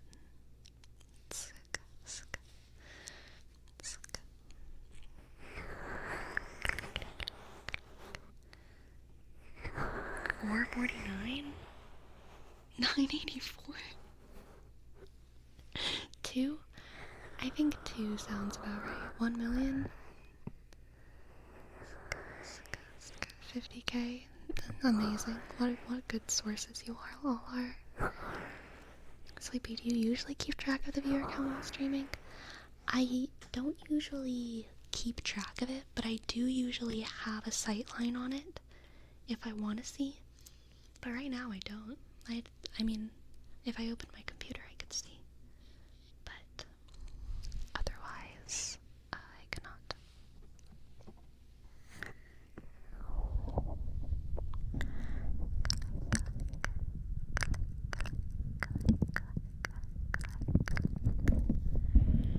If you play Elden Ring, you could easily get 200k views. I feel like that would have the opposite effect. No, Pyrosocial. It's probably not going to become permanent. Just today and probably tomorrow I'll stream for a little bit. And other days that I want to. Yeah, she's looking at y'all.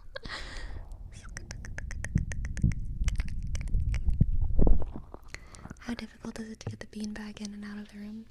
You know, it's pretty difficult, but it's nothing I can't handle.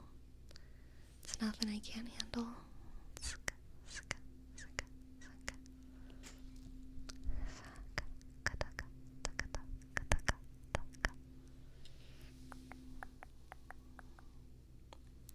Looks like she's plotting her revenge.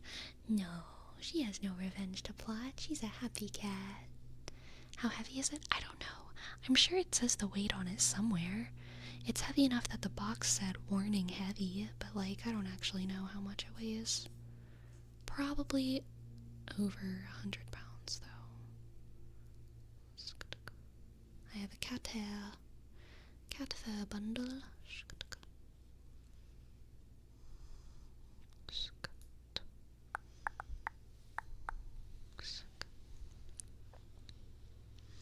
Were you able to carry it by yourself? I was able to drag it by myself. And I did do it by myself. I dragged it all the way here by myself. And out of the package even. I needed it, getting it out of the package was actually really, really hard because it was a big giant rectangle. So it took all my effort to like drag the big giant rectangle to a chair. And then I used a knife to cut open the top of the box. And then I had to flip it over, which was really hard. And then I stood up on top of the chair and tried to like lift the cardboard box so that it could slide out. You know what I mean? And that worked for a little bit, but not very much. So, oh god, what I actually ended up doing was leaning the cardboard box on the chair. So it was like a box above me and the opening of the box was right here. And I put one leg on this side of the box and one leg on that side of the box. And I put my hands in the middle where the bag was and I pulled it towards my center using my legs to push on the cardboard box that way.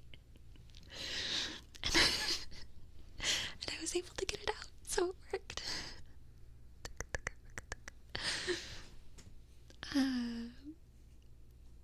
Exactly, leverage CEO. I was doing everything I could with the resources at my disposal.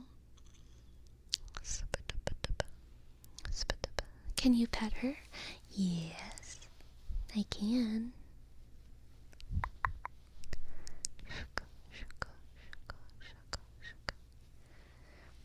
Is it heavy enough that if it fell on you, you would be smothered? Probably, yeah. Definitely. I mean, you can be smothered if you sit under a pillow, which isn't very heavy.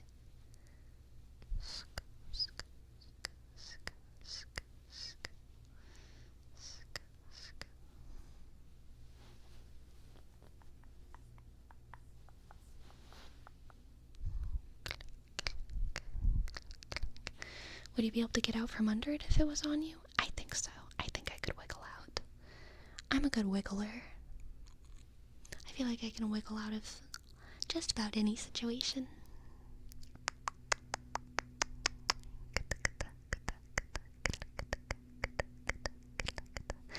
No force can hold me down unless that force can also adapt to my wiggles.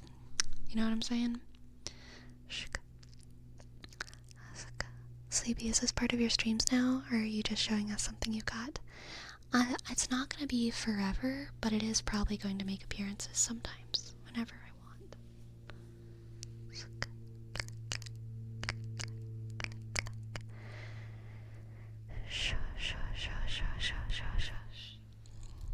We gotta get the bench up to through the background.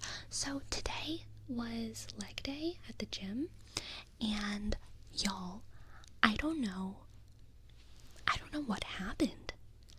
I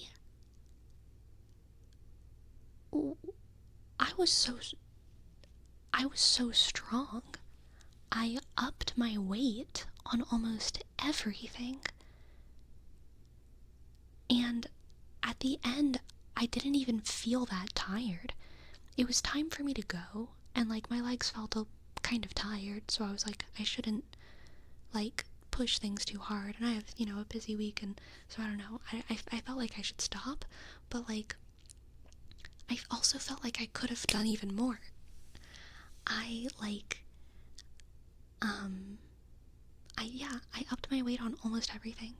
The only thing I didn't up my weight on was leg curls, hamstring leg curls. Those stayed the same. I tried to up my weight on them and I was like, no, those are staying the same. But yeah, everything. You're awakening to to your potential. I mean, honestly, like, I have a feeling I haven't actually gotten stronger.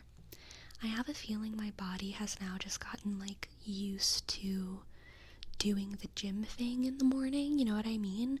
I feel like I'm actually able to find my real strength without my body rebelling against me, which is how it kind of always feels the first couple times you go, right? Like, you're squatting and your whole body is like, no, we don't know what this is, we hate this. I feel like I'm over that now, and so I'm actually able to, like, probably practice my real strength, because it wouldn't make sense for me to gain so much strength in such a short amount of time. So I feel like it has to just be kind of like a psychological muscle mind connection thing. When you have your range of motion and form down, you'll be surprised how much you can push. Yeah. Are you going every day or with a day in between? It depends on what I'm doing. I do like to have some kind of physical thing that I'm doing every day. So if I don't have a physical thing that I'm doing, then I will go to the gym. But if I'm doing something else that's, like, very physical, then I will not go to the gym. And I also try not to do too much on Fridays and Saturdays. Fridays and Saturdays are major lazy days. But, you know, sometimes I'll go on a fun walk or go do some kind of activity with friends that might be physical, but it's not really like exercise.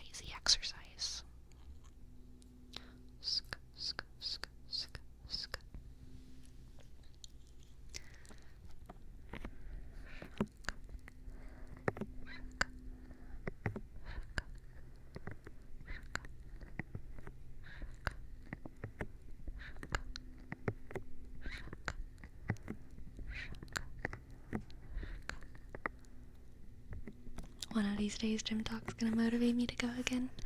You gotta just go for it.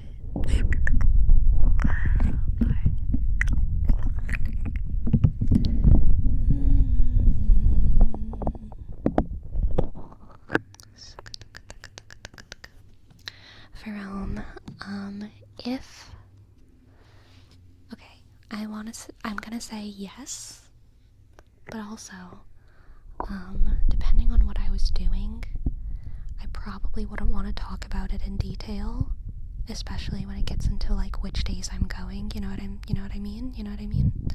So,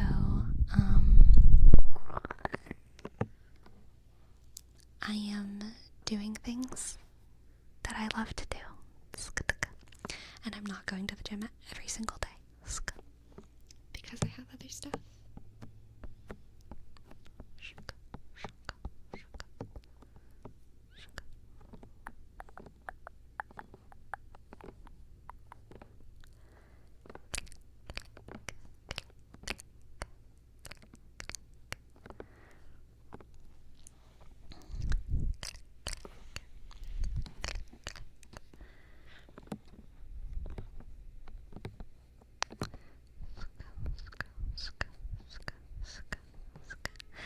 Good morning, Asku.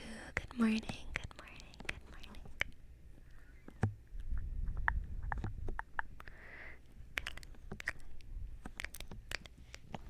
Are you saying having fun is more important than the gains? Having fun, the gains would be nothing without the fun, okay?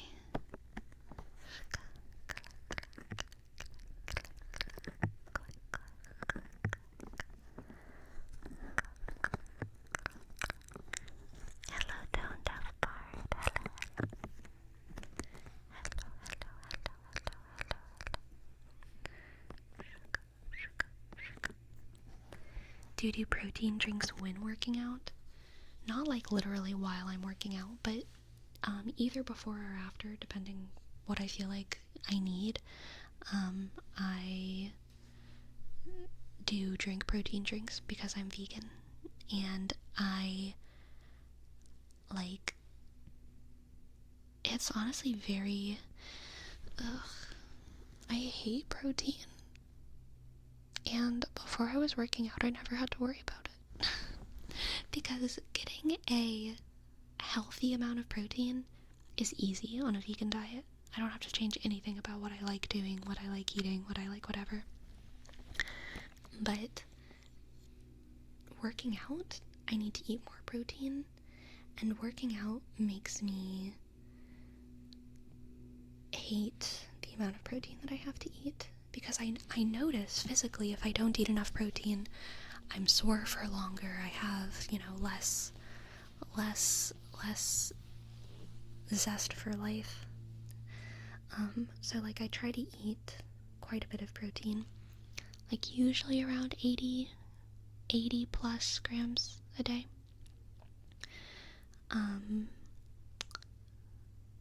Even more if I can. Like I think if I really wanted to like optimize, I'd probably be eating like much more than that. But 80 is like my minimum. And so I pretty much have to drink like protein drinks and stuff. And like, man, even with the ones that like taste good, they really stop after a while. And so I have to do crazy stuff, because I really like mashed sweet potatoes and mashed squash. So I've started sometimes like taking a scoop of protein powder and like mashing it into like a warm like squash dish. Or like anything. I put it in oatmeal. I obviously put it in smoothies like everyone does, but I do it in so many different ways because I have to do different stuff with it, or else it just gets too gross. Into squash, yeah. I mash squash like people mash potatoes. I just like squish it, and then I put delicious things inside of it, like cinnamon. Squash is amazing because I can make it like a cinnamon sugar delicious sweet thing, or I can make it like a salt and pepper savory delicious thing. Do you have non-flavored protein? Yeah, it's non-flavored. I didn't realize till adulthood that it's not standard. It's standard over here in DJ. You're fine. Isn't that too watery? It depends on the squash that you're squashing, but no, it doesn't have to be.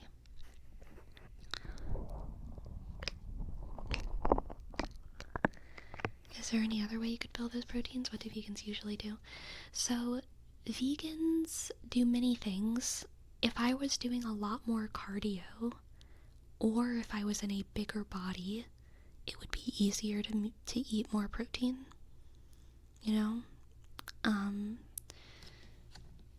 Also, if I was simply trying to maintain my muscle, it's totally easy. It's totally fine. I've never had any issues with it. I just eat lentils, I eat beans, I eat rice, I eat corn. Excellent life. Comfy, delicious. But because I am trying to, like, get stronger, I'm not really trying to, like, build, like, volume. If it happens, I'm happy with it and I'm fine. But my goal isn't, like, hypertrophy. My goal is just getting stronger. So because my goal is to get stronger, and because I am, working out more, I have to eat much, much, much more protein.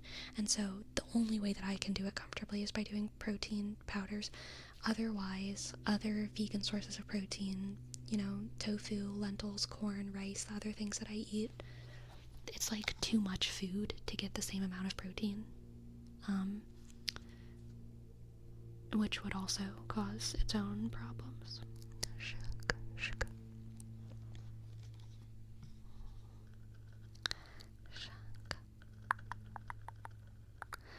I tried doing it without protein and was having to eat like 3 pounds of lentils a day, and it's unrealistic. Yeah, exactly. Sugar. Aw, Vortex, thank you. I'm glad that you enjoy everything. Thank you. And welcome. I always have difficulty eating enough each day. I usually have a little appetite, or I just forget which impacts my gym progress. I honestly have a massive appetite, but not for things that have protein. I have a massive fruit appetite. I could eat so many apples, y'all. I wish I could just eat, like, apples and grapes all day. And honestly, if I wasn't working out, I could probably get away with that and be fine.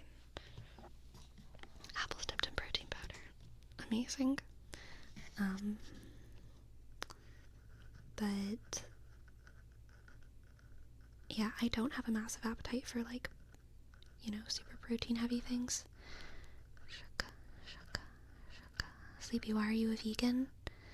I was thinking about this question earlier because I have real answers, but I think the answer that I want to start giving is because I would only eat a pig on a desert island.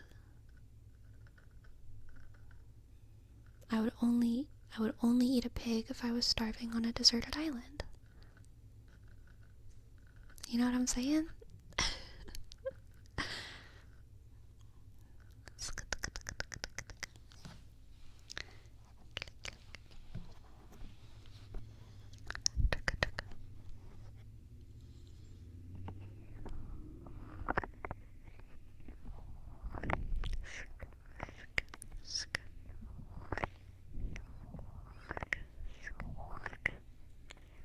Ever tried Beyond Meat? I have tried it. I've been vegan for long enough that, like, I don't have too much of an appetite for a lot of meat stuff. Again, the apple comment.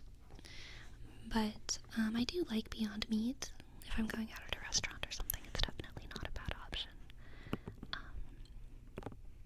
But I'm not, like, I certainly don't salivate for it the way I salivate for mangoes.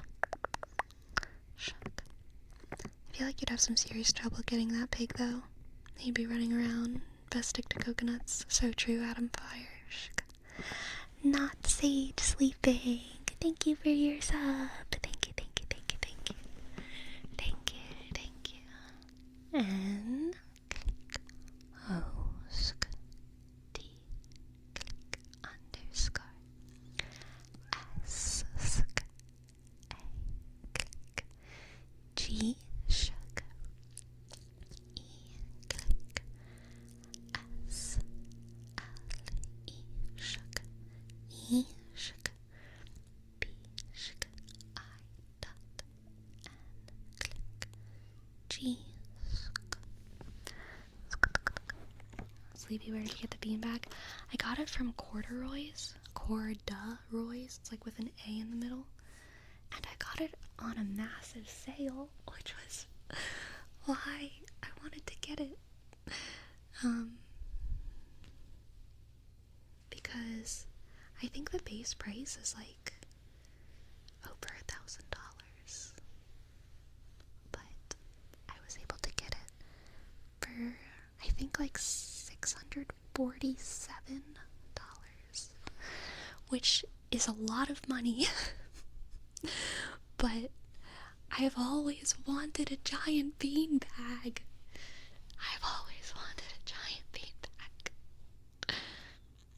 So I was really excited.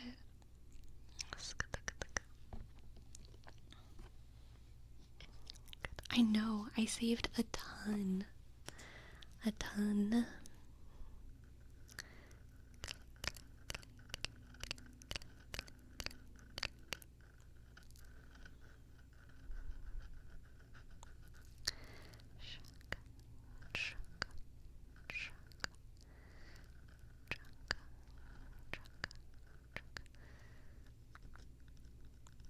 That's a crazy price with an amazing sale on an incredible beanbag.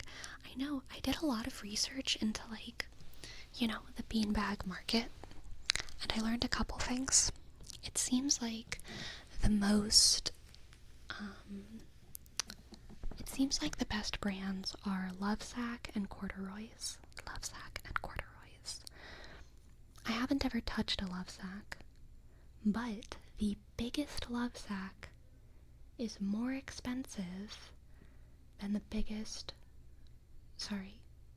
than this from Corduroy's, but this is even bigger. Yeah, did I say that right?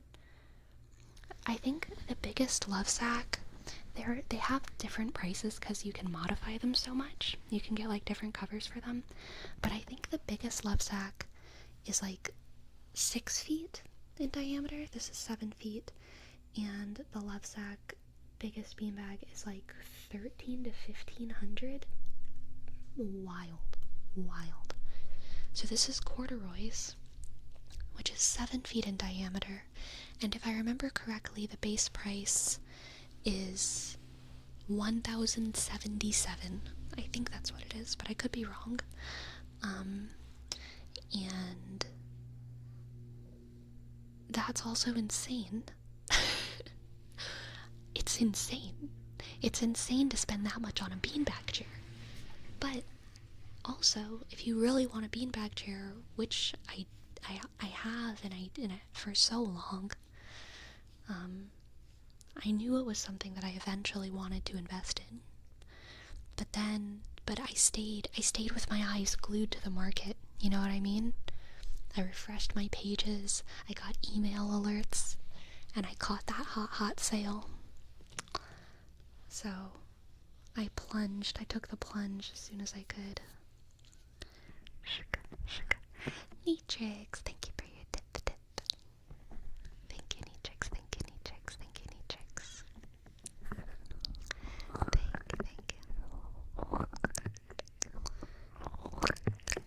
Better to get one quality item than many crappy ones. I know, I used to definitely be a many crappy items girly. I used to have so many crappy things in my life. And honestly, I still have some crappy things in my life. But as I get older, I'm definitely like trying to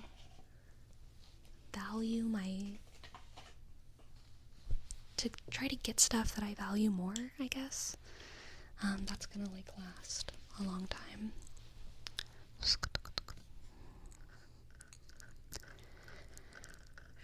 Is it true that beanbags eventually need their beans replaced? So this is not, it is totally like a big beanbag chair, like obviously an aesthetic, like that's what you would call it, but it is like squishy, like foam in the inside. And then the love sack ones, part of the reason why the love sack ones are so much more expensive, even though they're smaller, is because they have like a patented like magical science foam on the inside. Again, I've never touched it, so maybe it's worth it. I don't know. But I felt comfortable believing in classic pillow filling being satisfactory to me, and that's what this is, and it is wonderful. It's wonderful. Yes, Sarah Nico. Hello, Sarah Nico. My cat is here with me. I always prefer to wait and save to buy the better quality item, TBH. In the long run, it's probably better because you don't have to buy it as often to replace it. Yeah. But those are not memory foam. No, it's not memory foam. You can always buy the filling and refill it yourself whenever it's needed. True.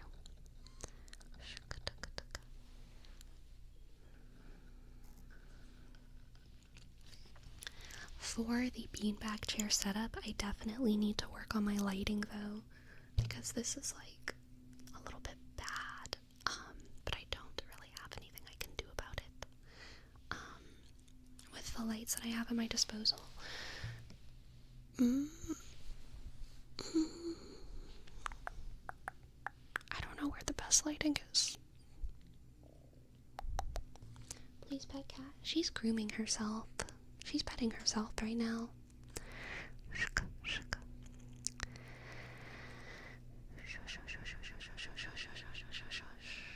What if you were to have some hanging lights? Yes. I mean, hanging lights would help. The stars would be great, but they're not bright enough. They wouldn't make a difference unless I had it like right next to my face. But hanging lights in general are a great idea. If I could have hanging lights like behind my computer, behind my camera, you know? I mean, if y'all could see them, that'd be great too, but like mainly, I just need more light shining on me from that direction.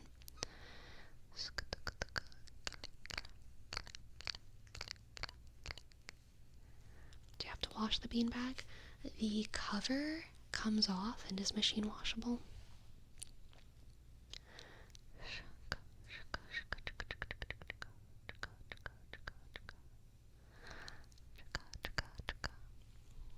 beanbag will soon belong to Kitty. Honestly, I'm okay with that.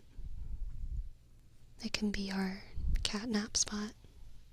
Cat nap beanbag. Cat nap beanbag. Cat nap beanbag. Can you game on that beanbag? Theoretically, yes. I'm not really a controller user, though. I'm usually a keyboard user. But if I got into using controllers, then yeah, definitely I could game from here.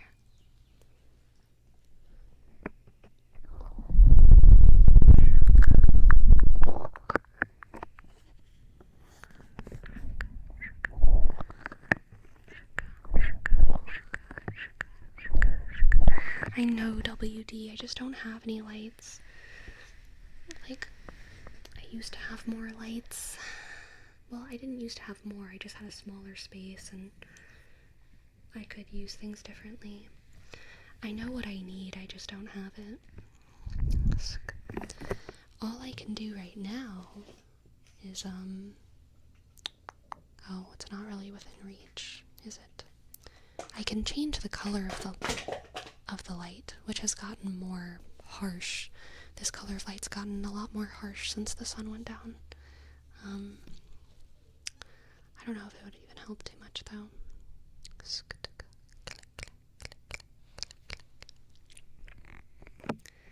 It's basically just a big cushion rocket. Good night, Jose. Good night, Jose. Good night, Jose. Good night, Jose. Good night, Jose. Good night, Jose.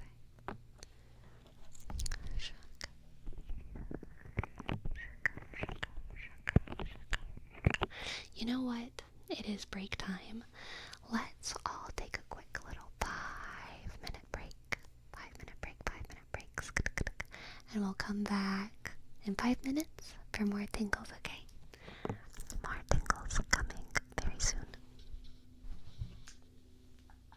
I'm so sorry, girl. I have to adjust you a little bit so that I can get to my computer.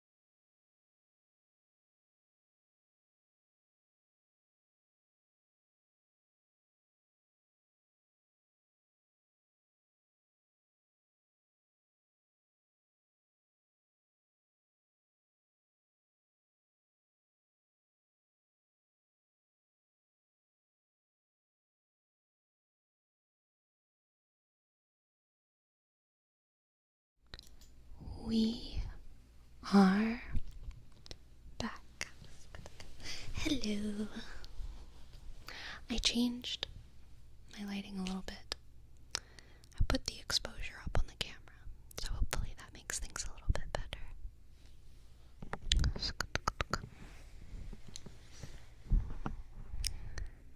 Hello, JD. Hello, JD. Hello, OJ toothpaste. The closer are there any donuts? Splash. Hello, Splash. Your lighting was fine and continues to be good. Shut up, Ogden. I only accept insults from you.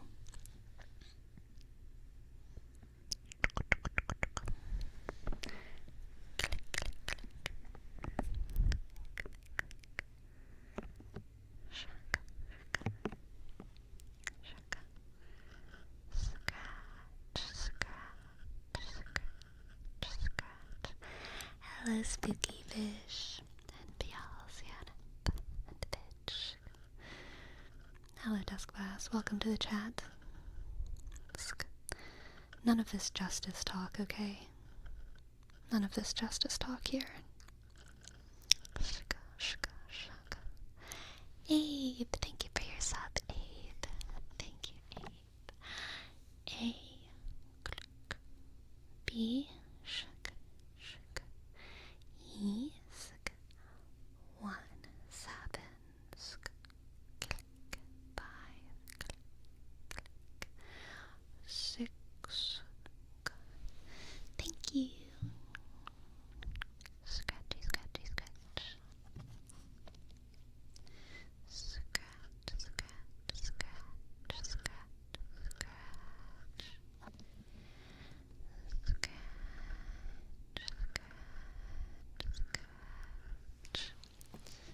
Sleepy, have you already thought of ways you would set up the camera for videos? No. I mean, yeah, I've thought of it, but I haven't thought of it. You know, like I've thought of it, but I haven't thought of it. I've thought of it, but I've not thought of it yet.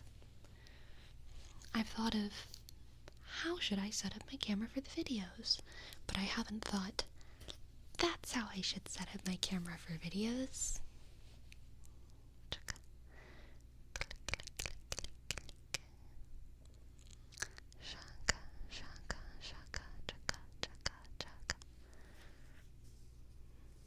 Of course, you thought but you haven't thought yet. Exactly, exactly.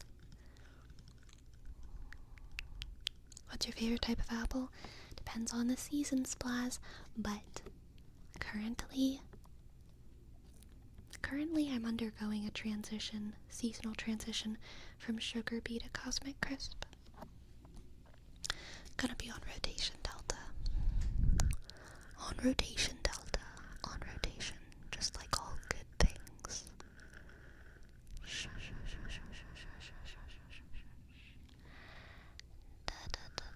Sleepy, when's green apple season for you?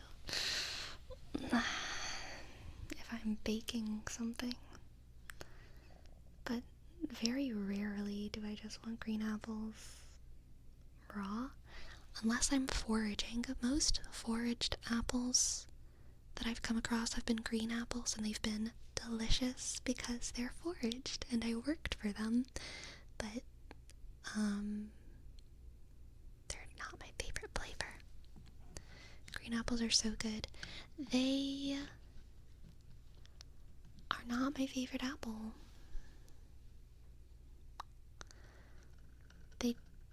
I don't like how much sweetness they lack. They also seem generally less juicy to me. Sugar bees have definitely been underwhelming lately. It really goes shipment by shipment, KFC, okay? Sometimes I go to the store and the sugar bees look sad. Sometimes I go to the store and they look big and happy and delicious.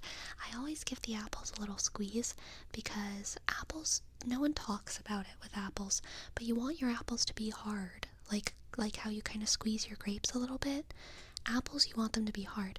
Peaches, plums, apricots, you want them to be soft as hell. Okay? They're never soft enough in the grocery store. But you want those peaches, plums, apricots, nectarines to be so soft. Pears, you want to be Pears you want to, if you hold them, for them to not fall apart. But if you touch pears with your nail, you want your nail to just slide through, okay? If you injure a pear at the store with your nail, you should buy it anyway, obviously. But if you touch the pear with your nail, if you just give it a little, like, boop, a little claw hand, if your fingernails go through, it's ready to buy. If your fingernails don't go through, it's not ready to buy, and you should not press it any harder, or then you're going to be in a position where you should buy it, you know what I mean? Apples, you want to be hard. You want to squeeze that apple, and you don't want it to have any give, okay? Don't squeeze it like a psychopath. Duh. But, like, give it a squeeze, and if it feels soft, then it's not a good apple, okay?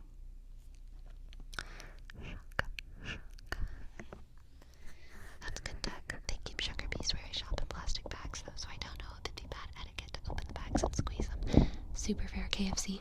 I will say, in general, don't buy the bagged fruit, because they put the worst in the bags, because you can't check it, okay? They know you can't check the bagged fruit, so they put the worst fruit in the bags of every bunch. But I am a psycho? Okay, well then squeeze other things like a psycho, but don't squeeze the apples like a psycho, dark sugar. Just go squeeze your delusions. Yum, yum, yum. I heard you say earlier that you're usually an agreeable person. Well, I disagree with that, you green apple hater. I'm an honest person. Just because I'm agreeable doesn't mean I'm gonna lie to you, Jerome, okay?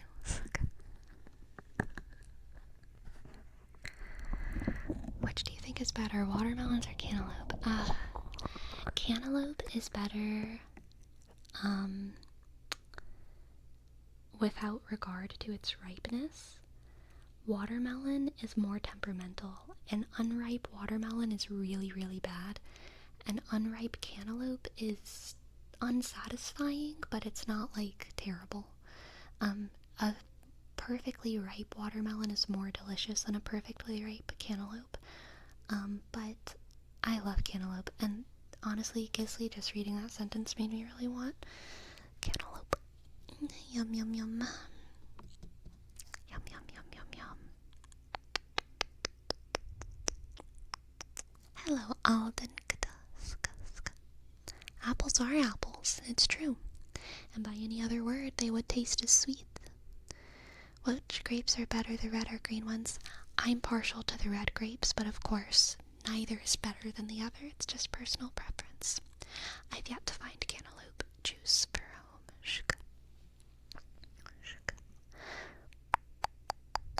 Jabrilka, apples grow outside too. You can find apples outside. Just look up instead of at the ground. Look up at trees. Look up at the trees. You might not always find an apple, but you might find cherries, or loquats, or pears, or grapes on very tall grapevines, or apples, perhaps. I'm gonna find a way to send cantaloupe juice to your PO box. If you can find a way for home, if you can find a way.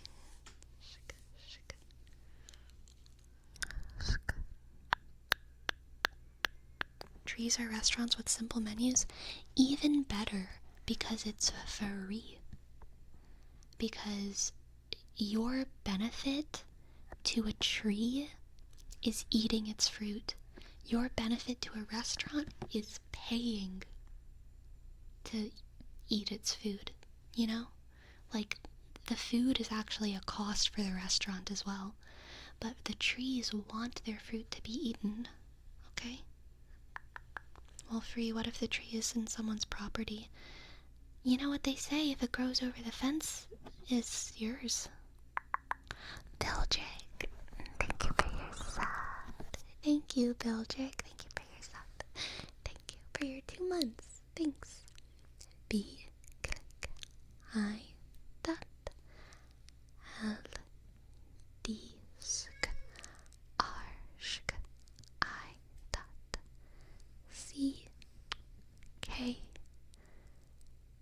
almost did an H. K. There we go.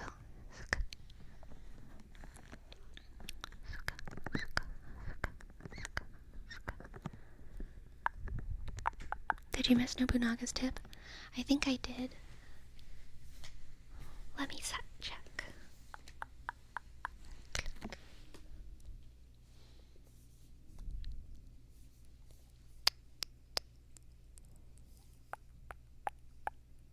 Can you do your favorite triggers in the 3DO? Thank you so much, Nobu. Thank you so much, Nobu. Thank you, thank you, thank you, thank you, thank you. Thank you, Nobu.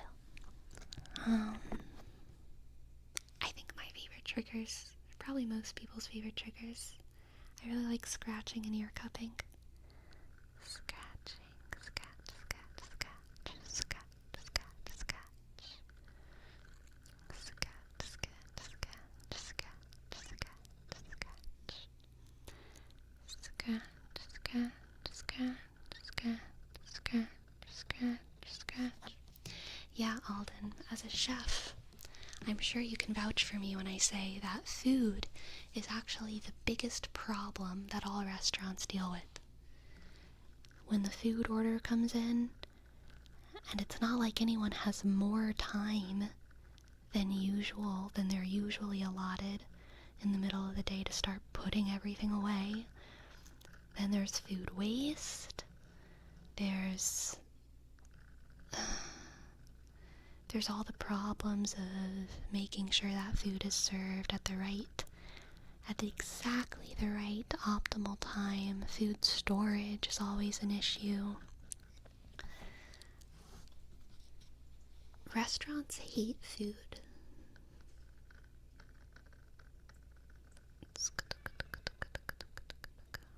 And they love money. And this isn't a bad thing about restaurants.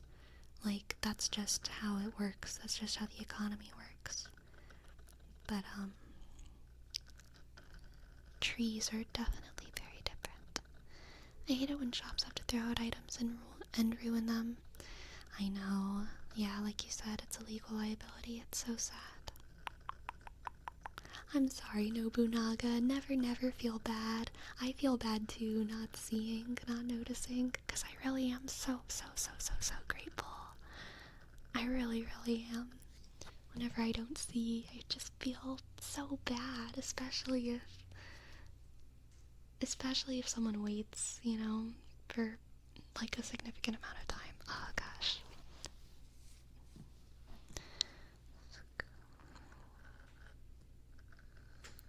Some pet shops throw out pets that don't get sold, and then they rip them up when they can be donated to shelters.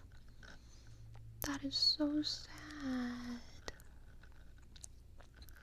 My uncle's a chef in the Marines, so he goes on those trips in the ships that last months, and says the most challenging part is having to plan ahead for weeks with the ingredients they have in the ship, because they won't be getting more for a while until they go back to land.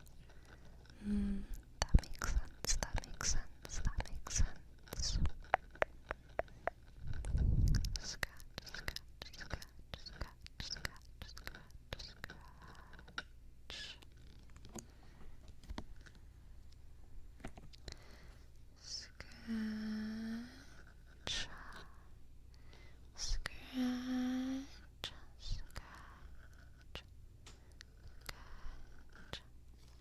Owned operated restaurants for 20 years. I often thought how much easier it'd be to sell shoes. Yeah, I used to work in a restaurant where the owner used to say pretty frequently that she wishes she opened a yoga studio.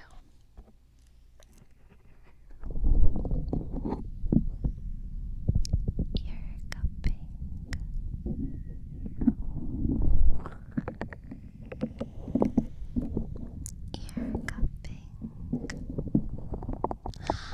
It's Petra Cor. Thank you for your tip. Thank you.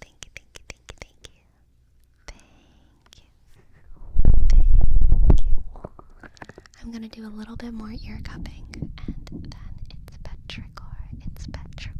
I will do your reading, okay? Shaka.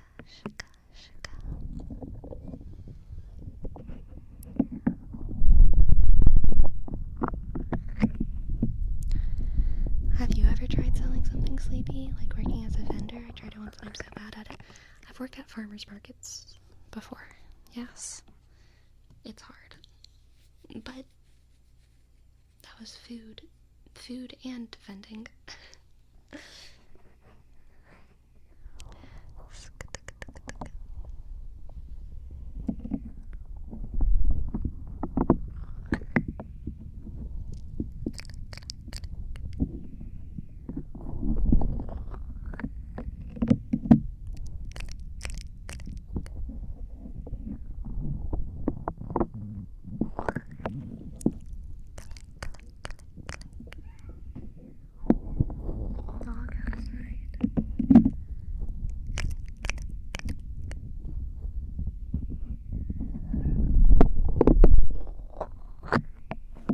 Least favorite job? Retail, for sure. Retail, I worked at a bookstore. Which could have been cool if it was maybe like a more fun bookstore or something, but it was not a particularly fun bookstore, and it was definitely my least favorite job. Okay, let's do a reading for It's Petra Cor. It's Petra Cor.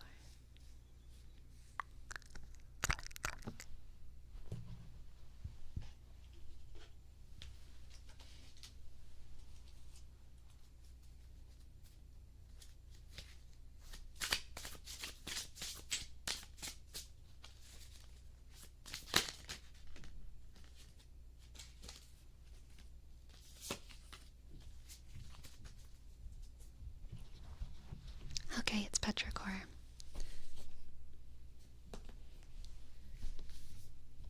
I am being assaulted by everything that shares this beanbag with me. Go over there, cards. Okay, it's Petra Cor. We have the Three of Wands, the Three of Wands, the Page of Cups, the Page of Cups, the Page of Cups, Page of Cups, and the Emperor, the Emperor, the Emperor, the Emperor, the Emperor.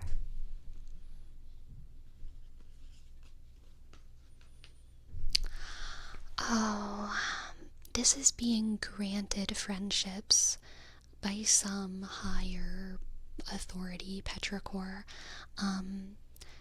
This is you being assigned into like some kind of group partner situation where you end up meeting extremely close friends.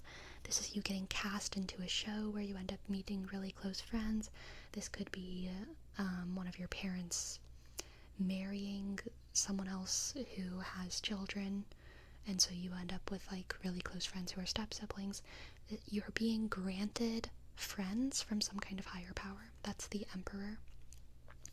And this higher power has your best interests at heart and is doing a very, very good job to take care of you in a way that they know is good for you. This is the good news of friendship that is being somewhat unnaturally selected for you, but in a way that's also very genuine, rooted in love and care, and it's gonna end up being a positive experience. Okay, let's get some more cards. We have the Page of Swords, the Page of Swords, and the King of Swords. Interesting. So this is a warning to not judge them too quickly.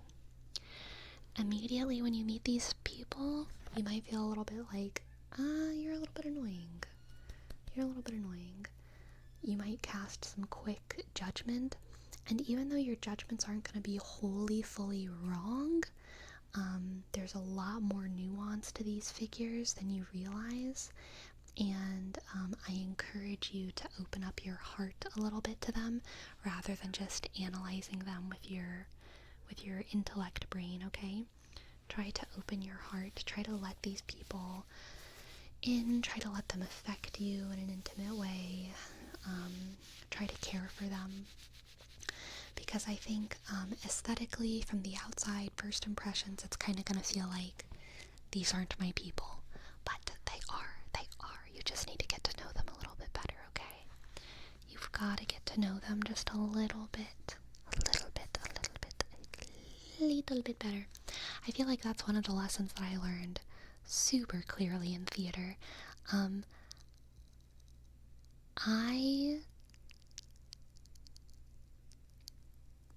lot of things that theater people do and that theater people like, I don't like doing, I don't like being. There's a lot of spaces that I've been in my life where I'm like, you know, by all rights, I shouldn't really enjoy this group of people that I'm with. But, man, if you allow yourself to enjoy them, it's always so fun. It's always so fun to just allow yourself to let down your guard a little bit and open yourself up to the people around you and like let yourself cringe at enjoying their humor that isn't usually your type of humor, their activities that aren't usually your type of activities, because you can learn so much about yourself and you can learn to enjoy those things in like a really beautiful way. Okay, let's get an oracle card for you.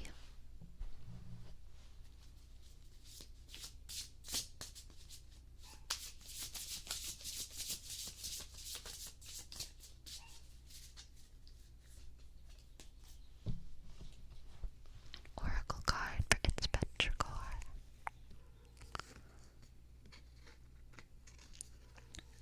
The squirrel and the chestnut. Preparation.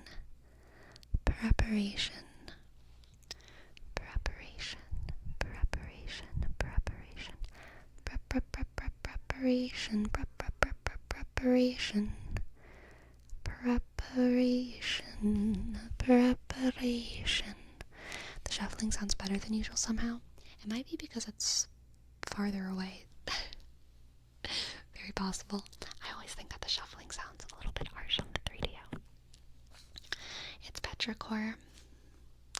Prepare your mind and your heart to be opened. Prepare your mind and your heart to be opened. The best stuff is on the inside, not on that outside shell of the acorn or the chestnut. I guess I should say the squirrel and the chestnut.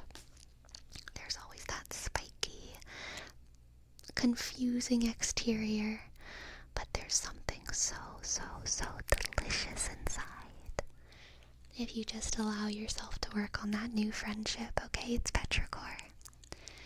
Okay. Thank you very much for letting me read for you. I hope that you enjoyed. I hope that it resonated, and I'm looking forward to the new friendships that you have in your life, because I think they're going to be beautiful and happy making and good. Rawr. Yes, Matrix. Hello.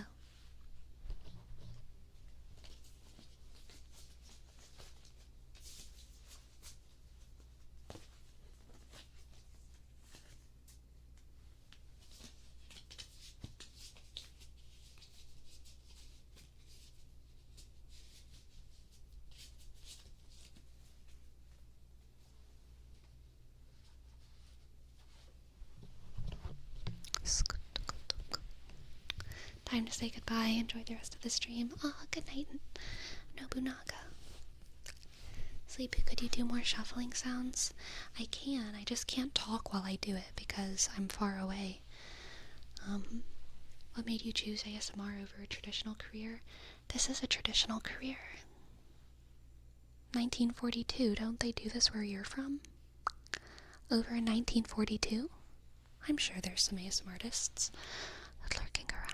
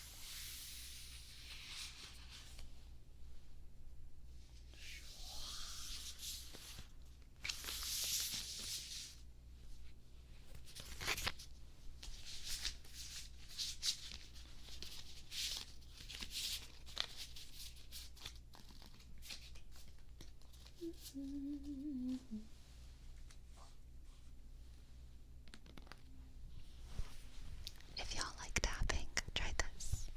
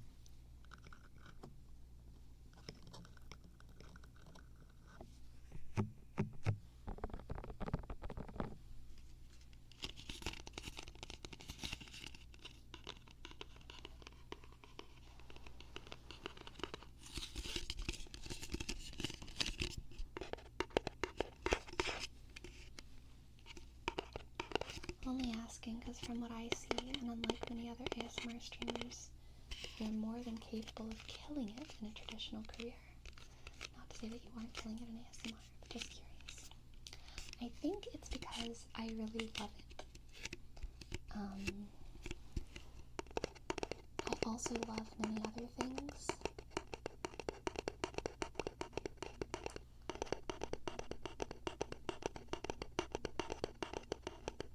Man, you know, in a dark way, maybe it's that ASMR is the only thing I'm willing to fall out of love with. You know what I mean?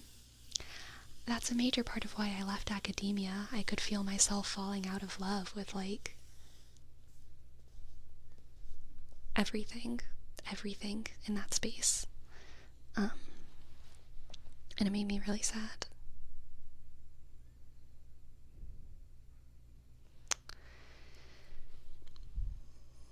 So, yeah. You aren't ready to part with your relationship with bread making? So I did love working at the bakery, but also my body wouldn't have been able to sustain that for the rest of my life. Maybe if I eventually transitioned over into like pastry making, it could have. But being a baker is really, really physically hard on your body. Being a baker is kind of like being like a dancer or something, where the path of progression is like doing it while you can do it, and then eventually becoming an owner or a manager or a teacher, because you cannot do it once you get older. Not at the same level. You can't produce as much.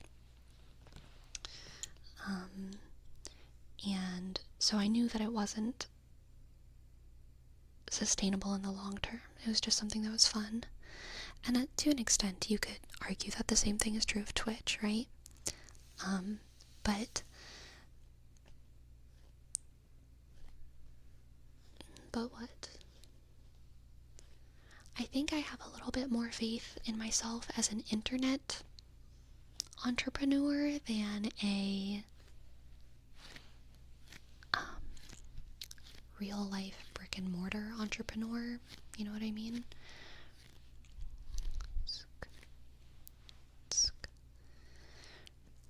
I think I understand content creation offers a role that you can pivot from while keeping your interests. Yeah, I think that's a good way of saying it, 1942.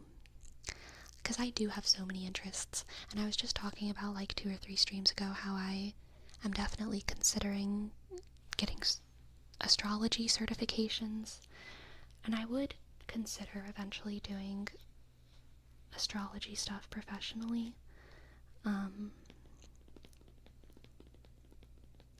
I hope that that wouldn't lead to a similar disillusionment, but I guess only time will tell. Shaka, shaka, shaka, shaka. I don't know what the future holds for me, but I know that I'm having a lot of fun, and I know that I have a lot of ideas about what I want to do in the short term and the middle term future. And I'm excited to put those into action, and I have a feeling that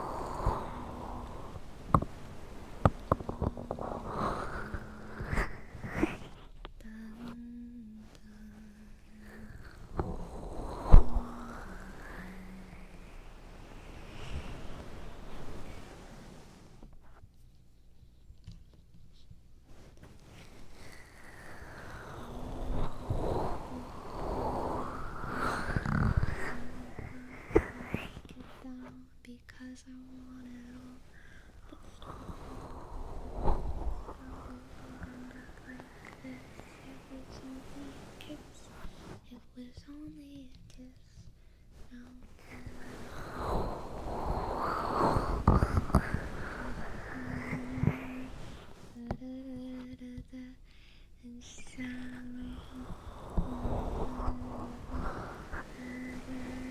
And she's touching his chest now.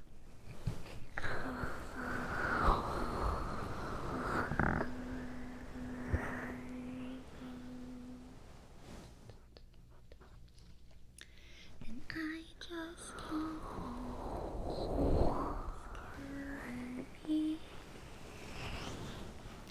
and taking control.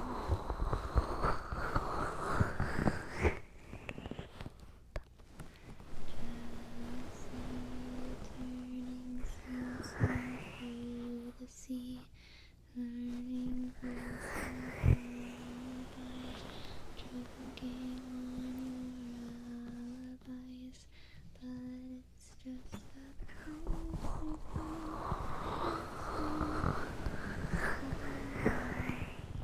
open up my eager eyes.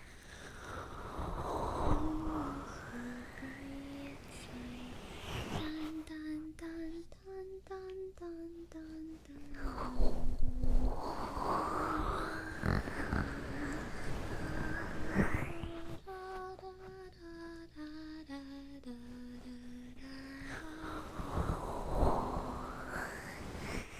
Y'all are never gonna be able to unhear it now, okay? When y'all listen to that song, you're never gonna be able to unhear it.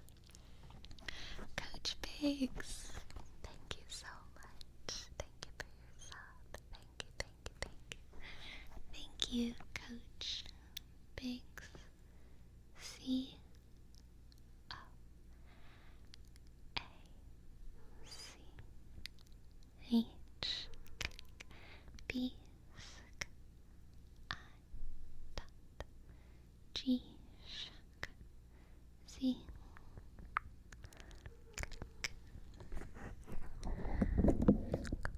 I have another wild mashup for you, if I can think of the tune. I was working on this on my ukulele a while back, because I thought it worked so well.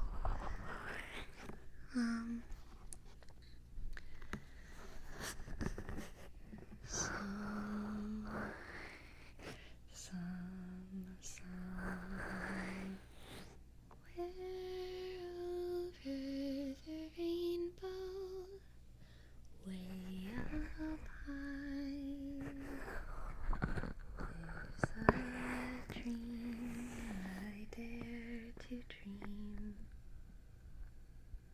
Dream that I dun dun dun dun dun dun.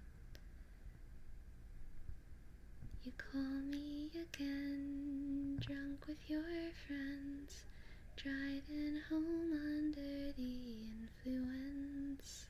It scares me to death, but I'm wasting my breath, 'cause you only listen to your fucking friends. I don't relate to you. I don't relate to you, no, 'cause I'd never treat me this shitty. You make me hate this city. I don't talk shit about you on the internet. Never told anyone anything bad, 'cause that shit's embarrassing. You were my everything. All you ever did was make me fucking sad. So don't waste the time I don't have. Don't try to make me feel better. I could talk about it every time that you showed up on time. I'd have an empty line, 'cause you never did. Never sent a shot for my mom or my friends, and I know 'cause I was a kid. Somewhere over the rainbow, skies are blue. There's a dream that we dare to dream, it will come true. Someday I'll wish upon a star and wake up where the clouds are far behind. Their troubles and drops away above the chimney top. That's where I'd be.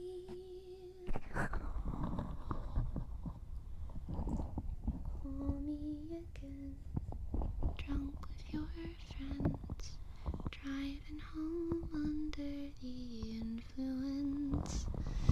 You scare me to death, but I'm wasting my breath, 'cause you only listen to your fucking... No, I don't relate to you. I don't relate to you, no. 'Cause I'd never treat me this shitty. You make me hate this city. I don't know how to end it, but I do think that those songs go well together.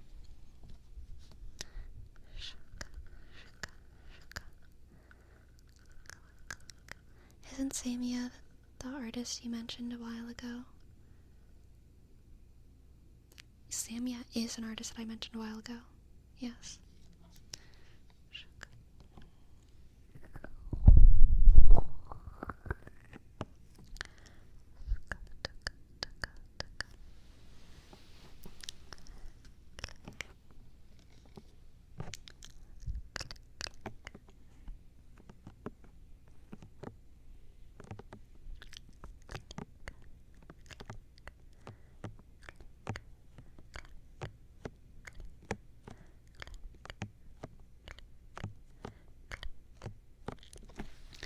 What would really be the vibe?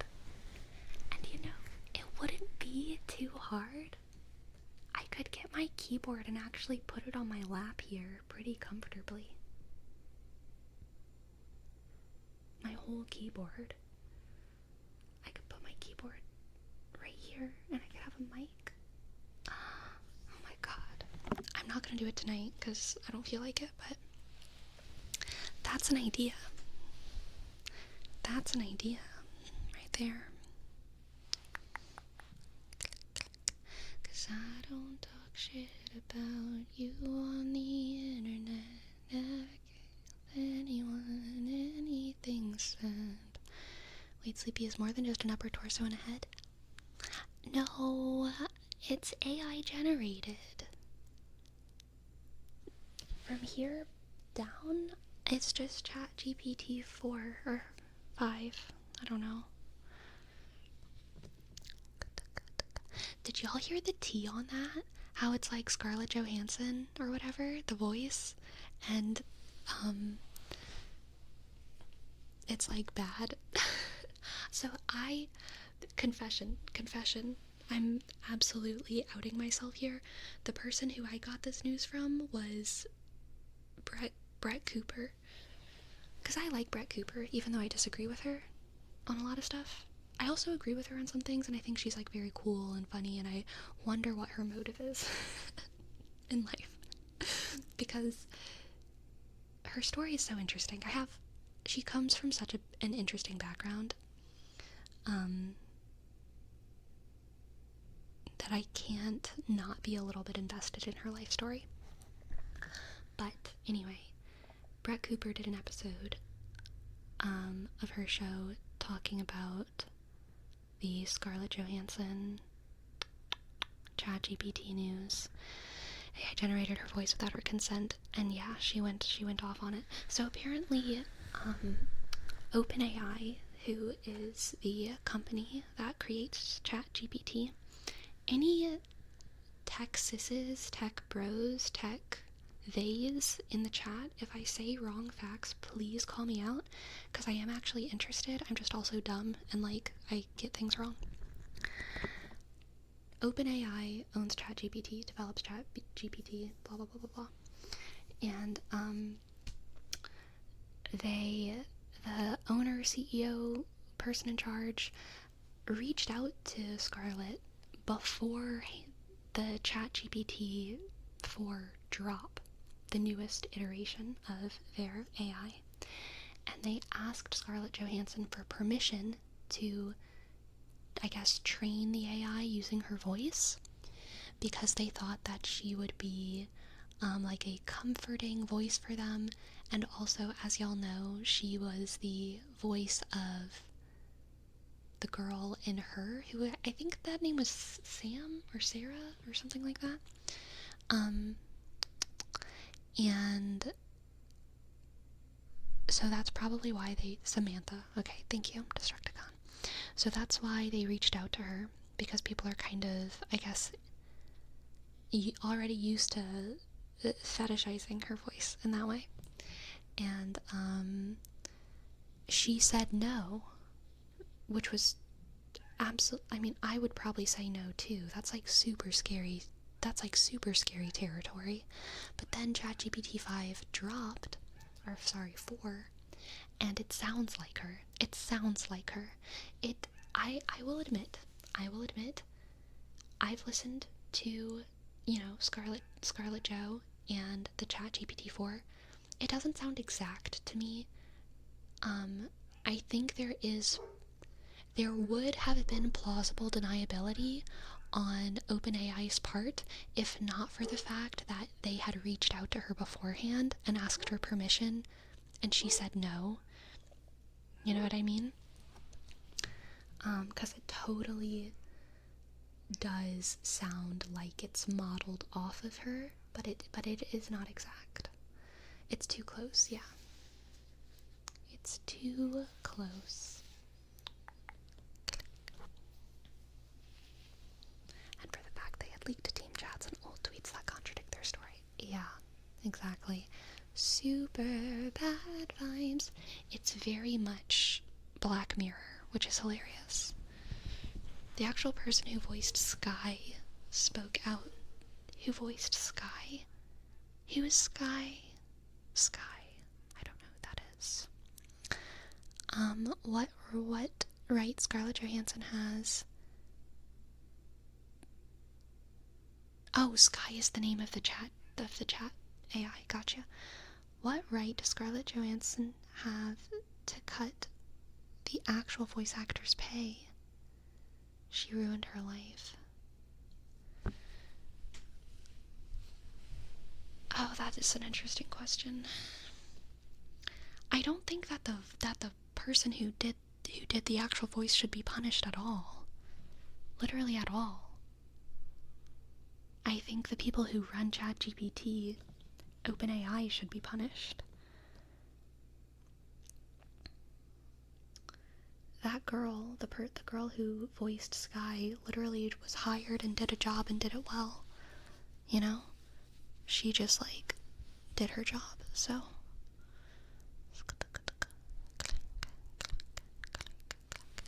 I highly doubt the person who voiced Sky knew that Scarlett had refused. So, yeah. Can't deny, though, that they are actually making big strides that are pushing us into a great new dangerous world. I do agree with that. I think AI is good overall. I am excited for AI overall. I think I've come to my conclusion on that. For a long time, I was pretty, apathetic about it. But I think now I'm, pro AI. I just, obviously I want it to be handled carefully. I'm also pro fire and pro internet and pro printing press. But very bad things can and have happened with all of those. Oh my god. And so I'm positive that terrible things will happen with AI, but I think that in the long run it will be a good thing. Fire won't become sentient? Okay. Tell the fire that. See how it feels. CEO. feel like there's no way the legislation is going to catch up at this rate. I agree with that. The legislation hasn't caught up to the internet. The internet is still a wild west. The internet is starting to be legalized in some areas, but it's honestly probably not as legalized as it should be. Yeah. AI is great when utilized as a complement to humans, but using it as a replacement to humans will only bring negative results.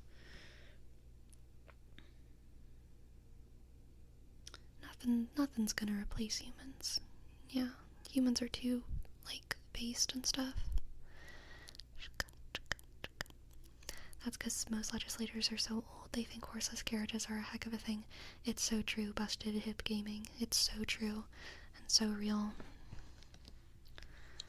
Honestly, we just need to reverse Congress's aging by giving them, really good, collagen supplements, and by putting them on, an Andrew Huberman routine. You know what I'm saying?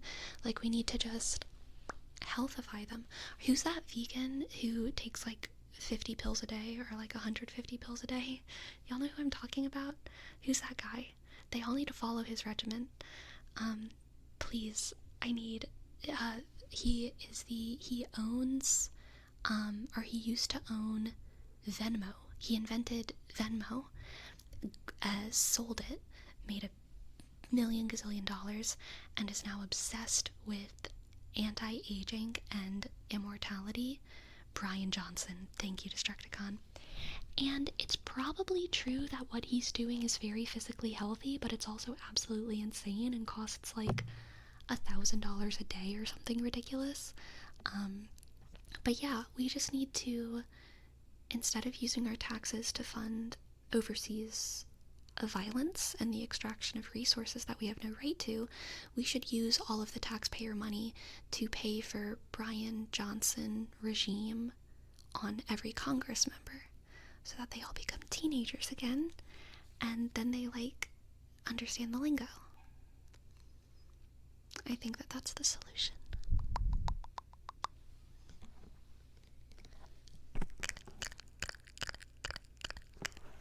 Thank you, it's Petra Cor. Thank you. If you take 150 pills a day, you're not vegan, you're pilligan. So true, Busted Hip Gaming. Do you think that as those positions have a minimum age, that they should have a maximum age limit, so the people in those positions are more in tune with the current times? I don't think so, because I think everyone deteriorates at such a radically different age. Some people stop being fit to rule at 60, some people stop being fit to rule at 95. Potentially, I mean, there's people who are alive and aware and kicking with 0 signs of dementia at 105 nowadays, you know what I mean? So I don't think that there should be a maximum age limit, but I do think that the system needs to change in some kind of way that incentivizes newer blood. Yes, but I don't think the answer is just a maximum age limit. Did you hear how he sees age? He sees age on individual organs. Interesting.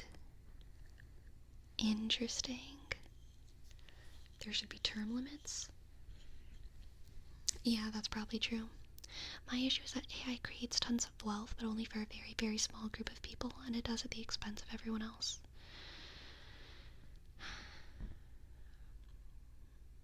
I think that's true in the short term, Mist Hollow Griffin. I think that there's potential for everyone to benefit in the long run, because you could say the same about computers at the beginning, you know? And you could also say the same about the printing press at the beginning. You could even say the same thing about literacy at the beginning. As soon as we start educating people, it's only really the privileged who are gonna get educated and learn how to write. And now there's this great divide between the literate and the illiterate. But that doesn't mean that no one should be literate, right? I think you need more people in those positions to give checks and balances. A diverse age range is important. Yes, I agree. More term limitations, yeah. That guy's creepy as fuck, in my opinion. I think he's creepy too. If he's transferring his son's blood into himself, who knows what else he's doing, or the lengths he will go to stay young. I know, it's wild. I love crazy people though. Like, I actually love people who are like the well-meaning kind of crazy. People who are just like evil, I don't like. But people who are like crazy,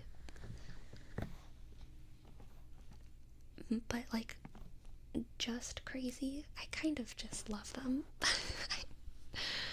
I can't hate them. Ooh, we talking about privilege? You betcha, Hagen. We're talking about AI and also term limits in Congress and also staying young forever and also privilege. It's kind of a lot all at once. The most powerful thing ever made in the history of ever. It's basically free for everyone. Yeah, exactly. Genuinely love them or love to observe them? I love to observe them, but when I know them in real life, I love them. Like, yeah. Yeah.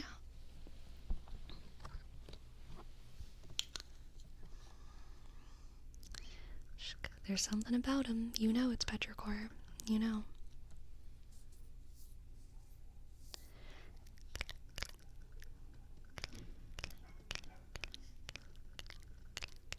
AI SMR. Amazing. At some point, though, we recognize that no matter what, we all undergo mental senescence to an appreciable degree by, like, say, 80 to 90. It's why we shouldn't drive, but what's the alternative? Transportation. We don't have good public transport. Yeah, I agree with that.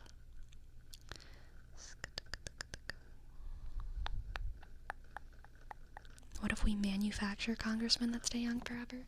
I mean, in theory, I'm down with that, but in practice, I mean, I just don't think we're there yet. Some crazy is good, some crazy is evil. It's true, and a lot of crazy is just like in the middle, you know? If you're injecting yourself with your child's blood in hopes that it will keep you young, you should probably see a therapist. I think he probably does see a therapist. I would imagine that seeing a therapist is associated with living longer. At least I'm sure it reduces the risk of Sudoku. So if he's worried about all causes of death, you know, he should probably see a therapist. But I don't know.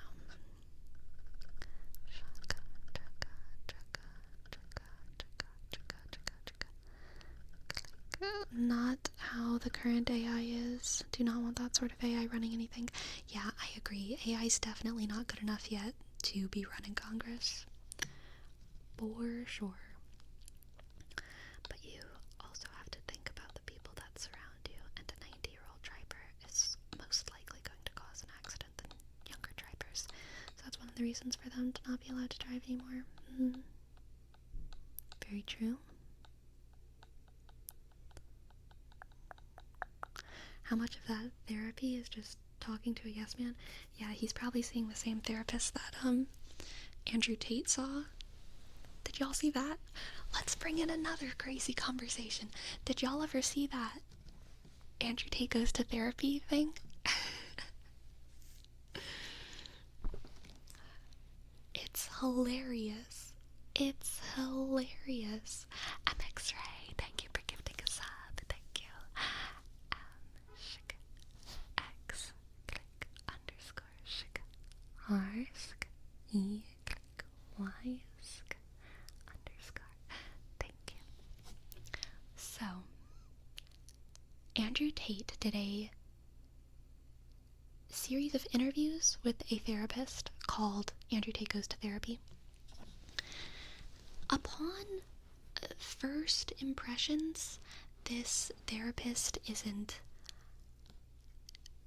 terrible, but slowly as you go throughout the episodes, it becomes clear that this therapist is a little weird.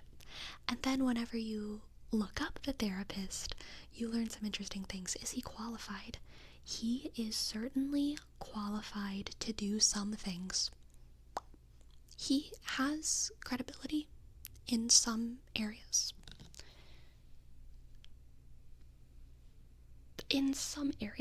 I can't remember exactly what it's called. He has a degree from like a California energy healing place, which, y'all, I'm kind of a hippie and I like love that stuff, but because he doesn't have any other kind of expertise, and also because he seems to be throwing in dog whistles every now and then and empowering Andrew Tate's narcissism, and also because he's an ex-actor from, I think, Gossip Girl or something. I think he plays a dad in Gossip Girl. I've never seen Gossip Girl, so I think that's what it is, but he's an actor. He's an actor who got a weird degree from an energy healing institute in California, and he did therapy with Andrew Tate, and it's mostly the therapist just telling Andrew Tate how strong he indeed is, which, like, that is what a lot of therapists do. A lot of times, you know, you go to therapy and you just talk and the therapist says, wow, you're so strong. Wow, that's why you did that. Wow, you're so strong. Physically or mentally, psychologically, for sure. And, you know, Andrew Tate does the faux vulnerability thing. Gosh. This is something that a lot of, like, fake vulnerable people do. Men and women do this. They do it whenever they are trying to get in someone's good graces. So they do it whenever they're flirting. They will also do it with coworkers. They will do it with people who they're trying to get in with. They will talk about things that are truly traumatic, and they will open up to you about things that are truly traumatic. But those things are not the things that actually traumatized them. Does that make sense? They will know that war is something that traumatizes people. So they will tell you whenever they're trying to flirt with you, or whenever they're your coworker or whatever, they will tell you all their war stories, because they know it's a way to get you to respect them, get you to think that they're being vulnerable, get them to blah blah blah blah blah. But they weren't actually traumatized in war. They were traumatized when they were 7 years old and some girl, like, pantsed them in the school or something. You know what I mean? Both of these things are super valid trauma, but people process memories in different ways, and they will tell the war story because they know it will get them in, but they are not brave enough to talk about their actual trauma, to talk about the shit that keeps them up at night. And that's basically what the interview is. Andrew Tate is talking about some really vulnerable stuff about his family and his upbringing and people that he's been with. And, like, yeah, it's all scary and it's terrible. And if he weren't a human trafficker, I would probably feel sorry for him. And I still do feel sorry for him, to be clear. But, like, not even close to redemptive. No.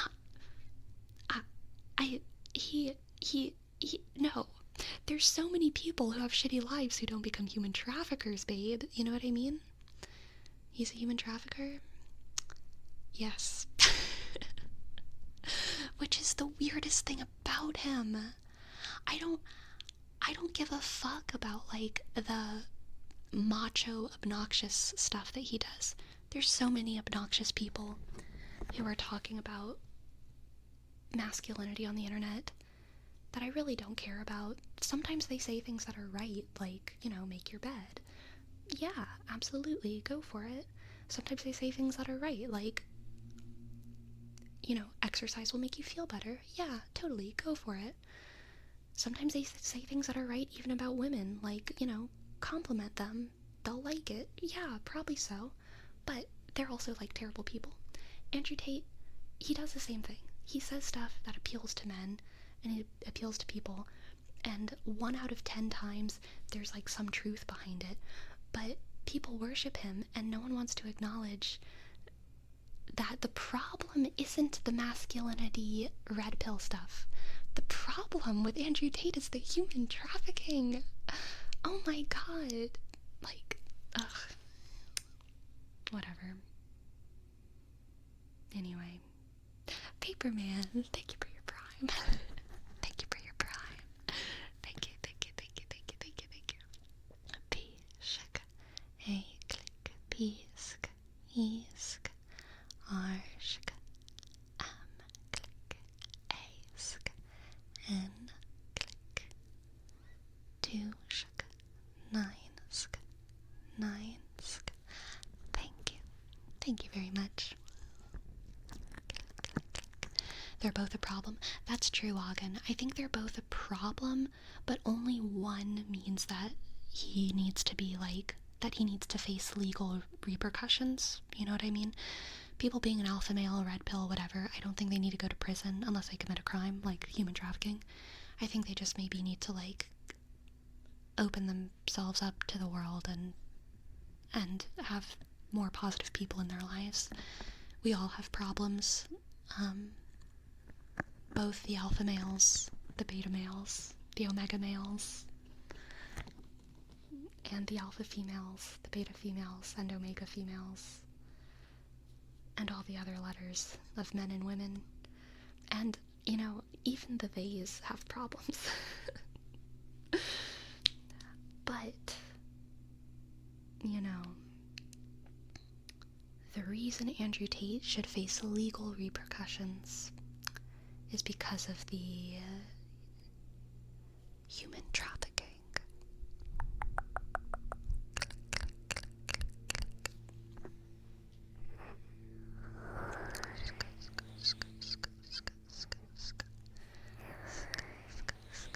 Lil Bone Bug, thank you for your sub. Thank you, thank you, thank you. L_.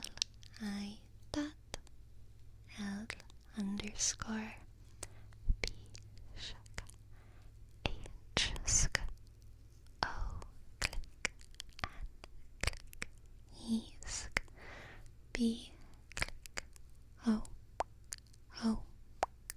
K-shk, shk. Thank you. Can anyone explain to me the requirements for being an alpha male? You have to have the loudest car, Dawn. Like, whenever you're driving down the street, your car needs to drown out every other car, okay?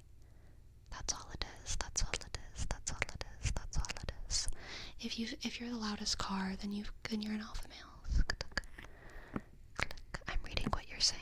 Look at the hand. Yeah, I agree. Look at the ant. Any true things that Andrew Tate and Jordan Peterson say have been said better by people who don't share their misogyny. If you like Jordan Peterson because of the true things that he says, read Jung. Read Carl Jung. He said it so much more beautifully. The same things in a better package. And then there's so many other philosophers and psychologists who are in that same school of thought, who say things so beautifully, who do talk about gender, and who do talk about self-improvement, but they don't include all the terribleness, you know what I mean? But Jordan Peterson says some true things, and then it also says them, well, first of all, he has a problem with always sounding confrontational, even when he's agreeing with someone, which is just unpleasant. But second of all, honestly, I think that's one of his biggest issues. He just says everything so meanly, and he comes across so mean, and certainly in his past, and probably in his present, but I don't know. The things that I see of Jordan Peterson in the past couple months, which I haven't seen, like, all of his content, but they seem generally not super bad, except for his, like, weird rage at the world. Like, he kind of hates the world. His hatred for university is definitely weird. But, like, before era 2 Jordan Peterson's in, like, 3 eras for me. He's in, like, university professor, book writer Jordan Peterson, and then there's, like, social media tyrant, scary misogynist, probably going through a drug crisis Jordan Peterson, and that's era 2. Era 2 was bad. And then I guess there was, like, the silent time, and now, oh right, allegedly. All of this is alleged. I don't know anything. I don't know any of these people. I'm just, like, a silly girl. But I'm like making things up. And then, era 3 Jordan Peterson is, like, what he's doing now, which is a little bit more calm, but he still has some of his strange anger. But he's not talking about, like, how women in the Middle East, like, want to be oppressed anymore, which is good. Thank God he stopped with all that stuff. Now he's just like, people are too woke nowadays, which, you know,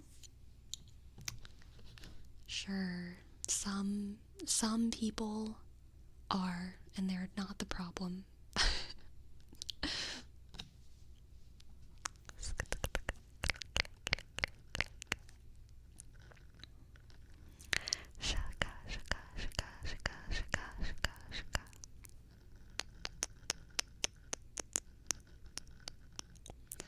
How would you describe an alpha female? Never heard the term before. I was mainly just saying it because I wanted to cover all of the archetypes of people, and I thought it would be funny if I covered all the archetypes of people by just saying that every different gender identity has an alpha, a beta, and an omega. You know, the alpha theys, the beta theys, the omega theys. The alpha females, the beta females, the omega females. The alpha males, the beta males, and the omega males. So, I mean, I think that probably an alpha female would be like a girl boss or like a slay queen, but, like, I don't know. I think that hierarchy is, oh wait, let me think about this.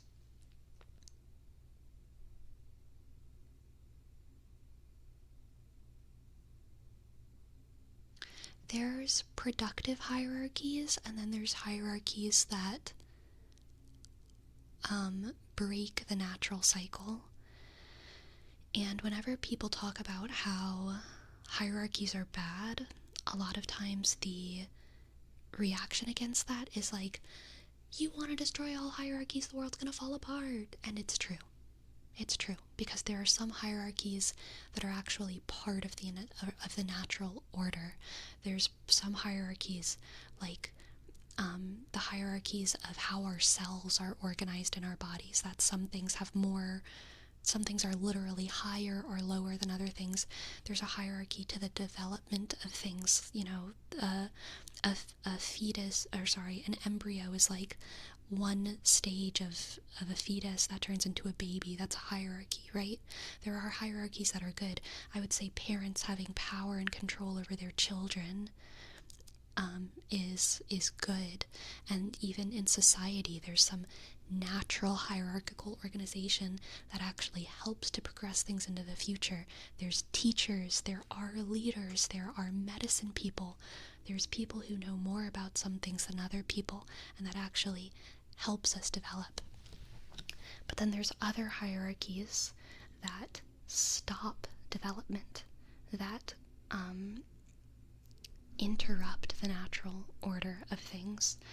The hierarchies, I would say that even though I'm pro copyright laws, I would say that the ownership of certain forms of media and copyright laws is a sort of unnatural hierarchy that does stifle creativity, and it's why it's a really, really difficult one to,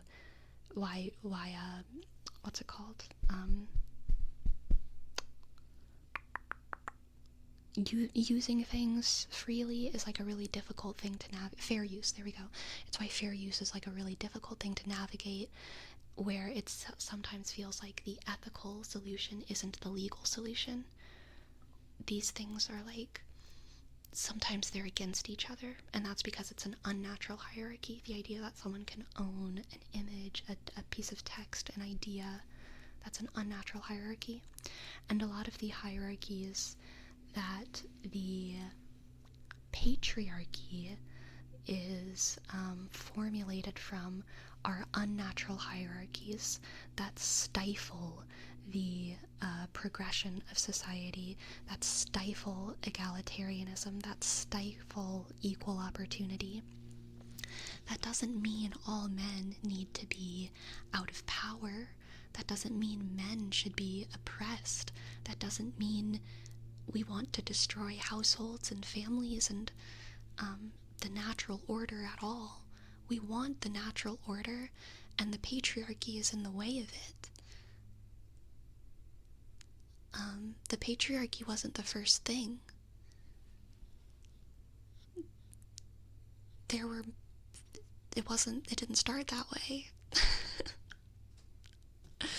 That's it.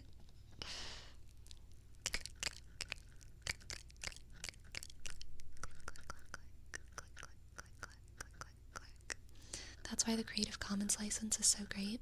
Are you for copyright as is effectively practiced now in lots of culture? Yeah, I think copyright needs to be troubleshot a little bit. I think because we live in a capitalist society, copyright is necessary to protect artists and writers and everyone. But I think that capitalism is probably an unnatural hierarchy that, even though it formed naturally and it formed in a way that progressed humanity, its eventual decay will also be part of the natural progression of humanity. And I think that we've kind of locked ourselves into this like unnatural frozen moment with capitalism, where like things aren't progressing naturally because of like complicated economics and wealth hoarding and blah blah blah blah blah blah blah. You sure? I think patriarchy was pretty established from the start. No, it wasn't. If we look at the most ancient civilizations that we have record of, many of them were egalitarian. A lot of the oldest civilizations that we have record from are Mediterranean civilizations. If you look up the societal structures of the people who lived on the island of Crete, the Minoans, the ancestors to the Greeks, you're gonna find not patriarchy.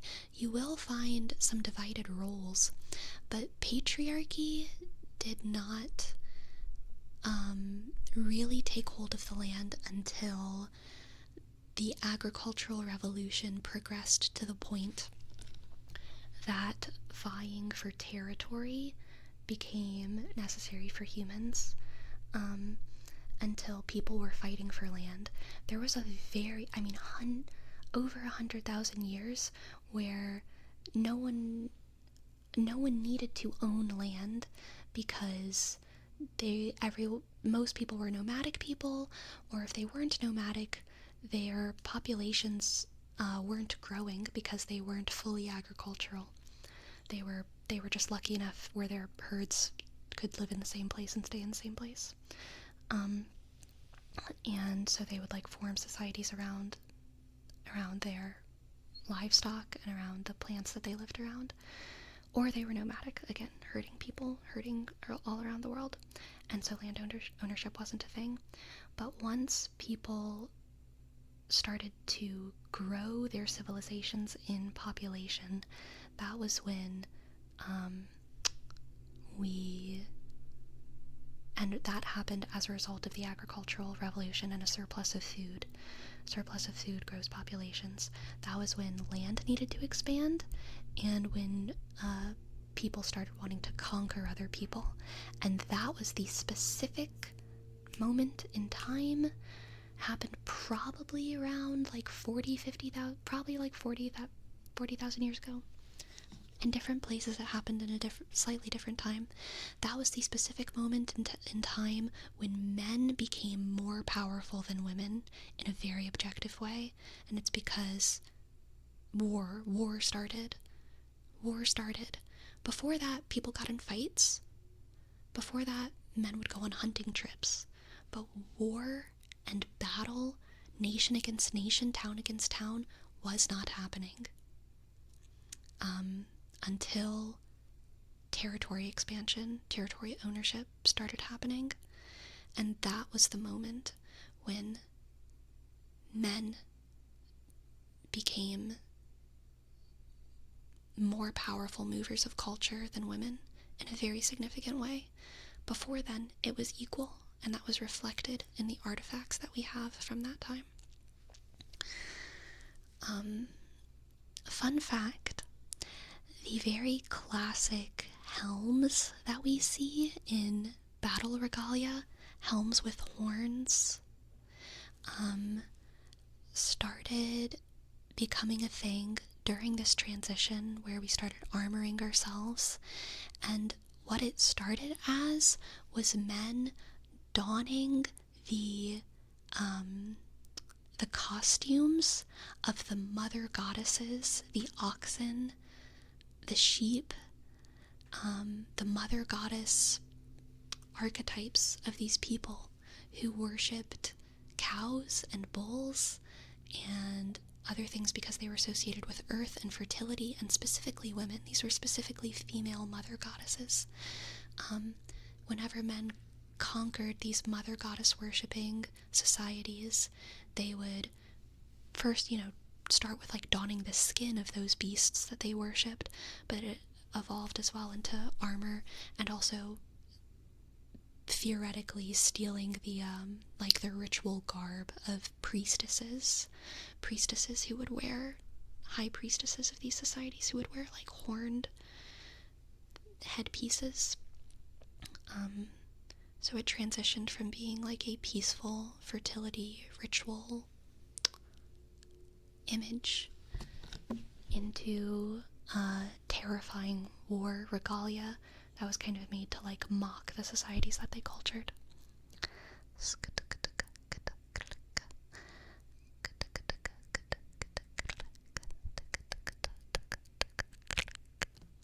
How did matriarchal societies start? If I remember right, Japan was for a very long time.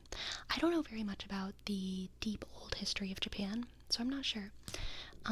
Matriarchal societies, how did they start? I don't know, but I don't think matriarchy is the answer. And also those oldest, like Mediterranean societies, they weren't matriarchal. They were something like egalitarian, where everyone had a job to do, but conquering wasn't the vibe. But we do see some matriarchy in some primates as well. If I remember correctly, I want to say macaques, but it might be bonobos, but it might be both. I don't know, I think they're matriarchal. So,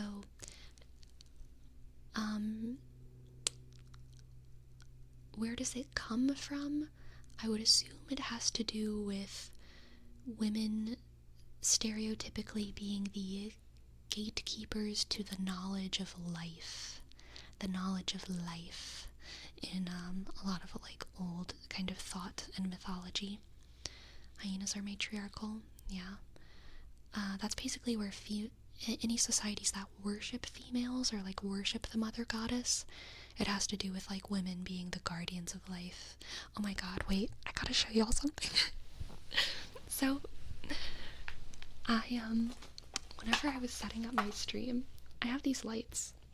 And I used to have them behind me, but then when I put them behind me, they weren't really doing anything because this beanbag like smothered all their light. So I've had them in front of me because they do give me a little bit of light, but they really need to be on the wall or something. But I was playing with these lights, and I was looking at my screen thing to see how the lighting looked. And I realized that when I hug all of these lights and lay down, I look like a Dark Souls creature. Like, I don't know if I can replicate it. If I just, like, get really down here. That was my computer, but it's fine.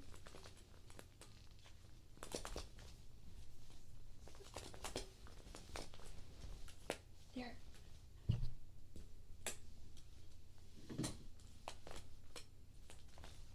Yes.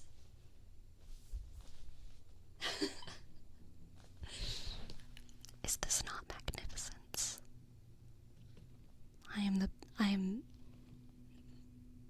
I don't know what it is. I think they're like my eggs or something.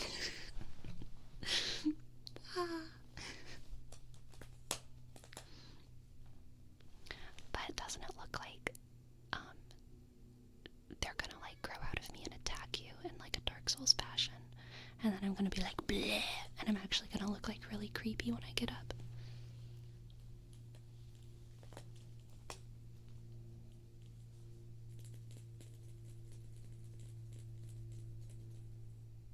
Gracie, you wanna come up here? You looking at the light?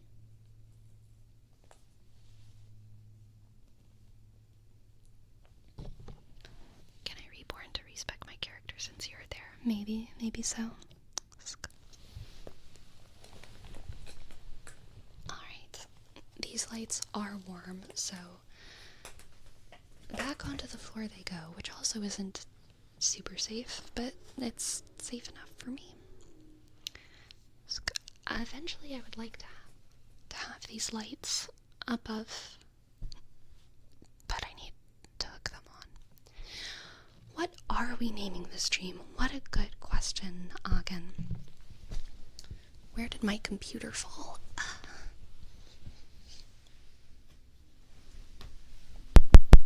Over here.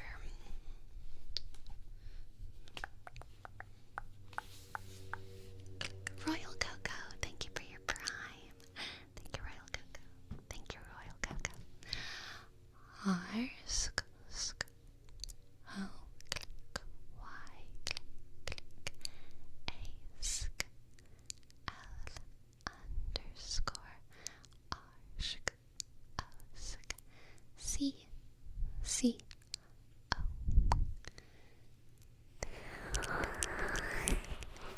Thank you. Beanbag and mashup topics. Oh, that's so lazy. We talked about Andrew Tate is a little bitch, allegedly. That's pretty good, Don. That's pretty good, Don. Beanbag, music mashup, AI capitalisms. That's also very good. Delta try. Beanbag, musical mashup.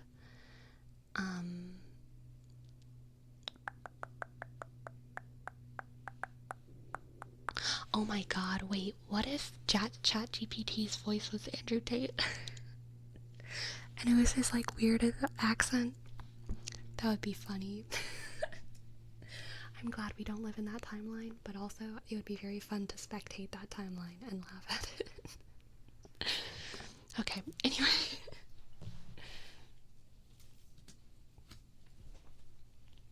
Anyway, what are we naming the stream?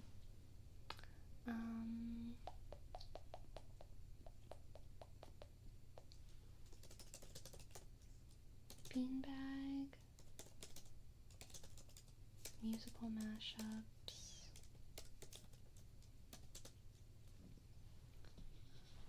Beanbag, musical mashups, AI future, and the past as well.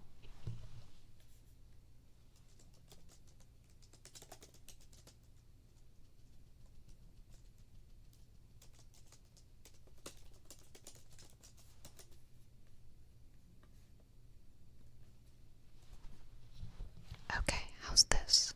I'm breaking my own rule and doing 4 things instead of 3 things max. because I just want to. I can't help it.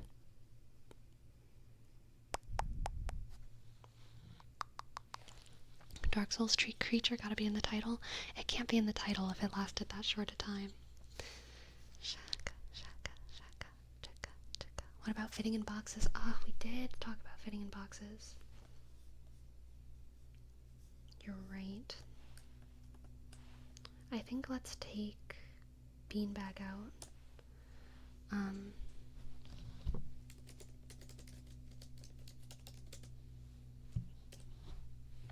How's that? Fitting in boxes, musical mashups, AI future, egalitarian past. Yeah, beanbag's gonna be in the thumbnail. It'll be fine. It'll be fine, right?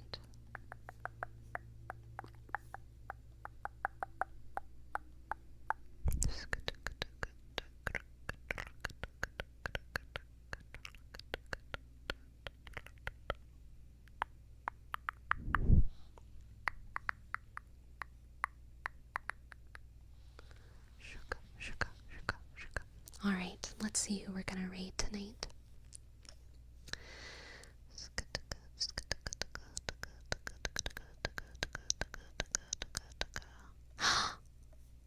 Moonling?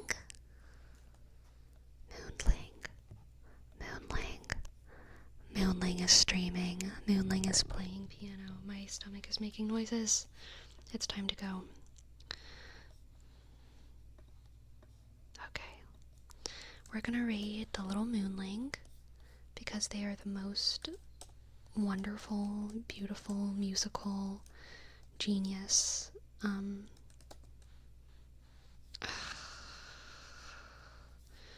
On this whole side of the internet.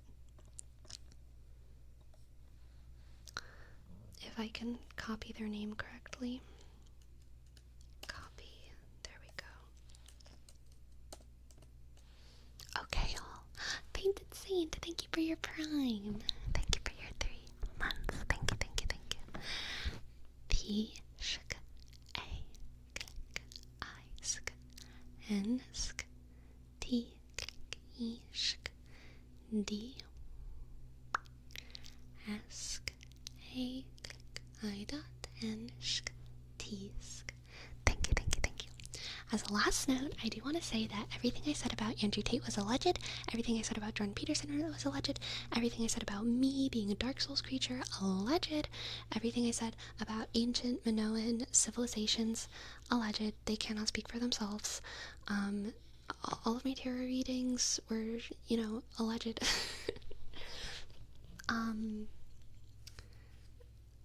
And God is good, God is great. And so are y'all, okay? Don't let anyone say otherwise. I talked about green apples alleged too. No, that's real. Green apples are a little bit mid. Good night, y'all. Thank you so much. Thank you so much for sharing this night with me. Sleep well. Good night.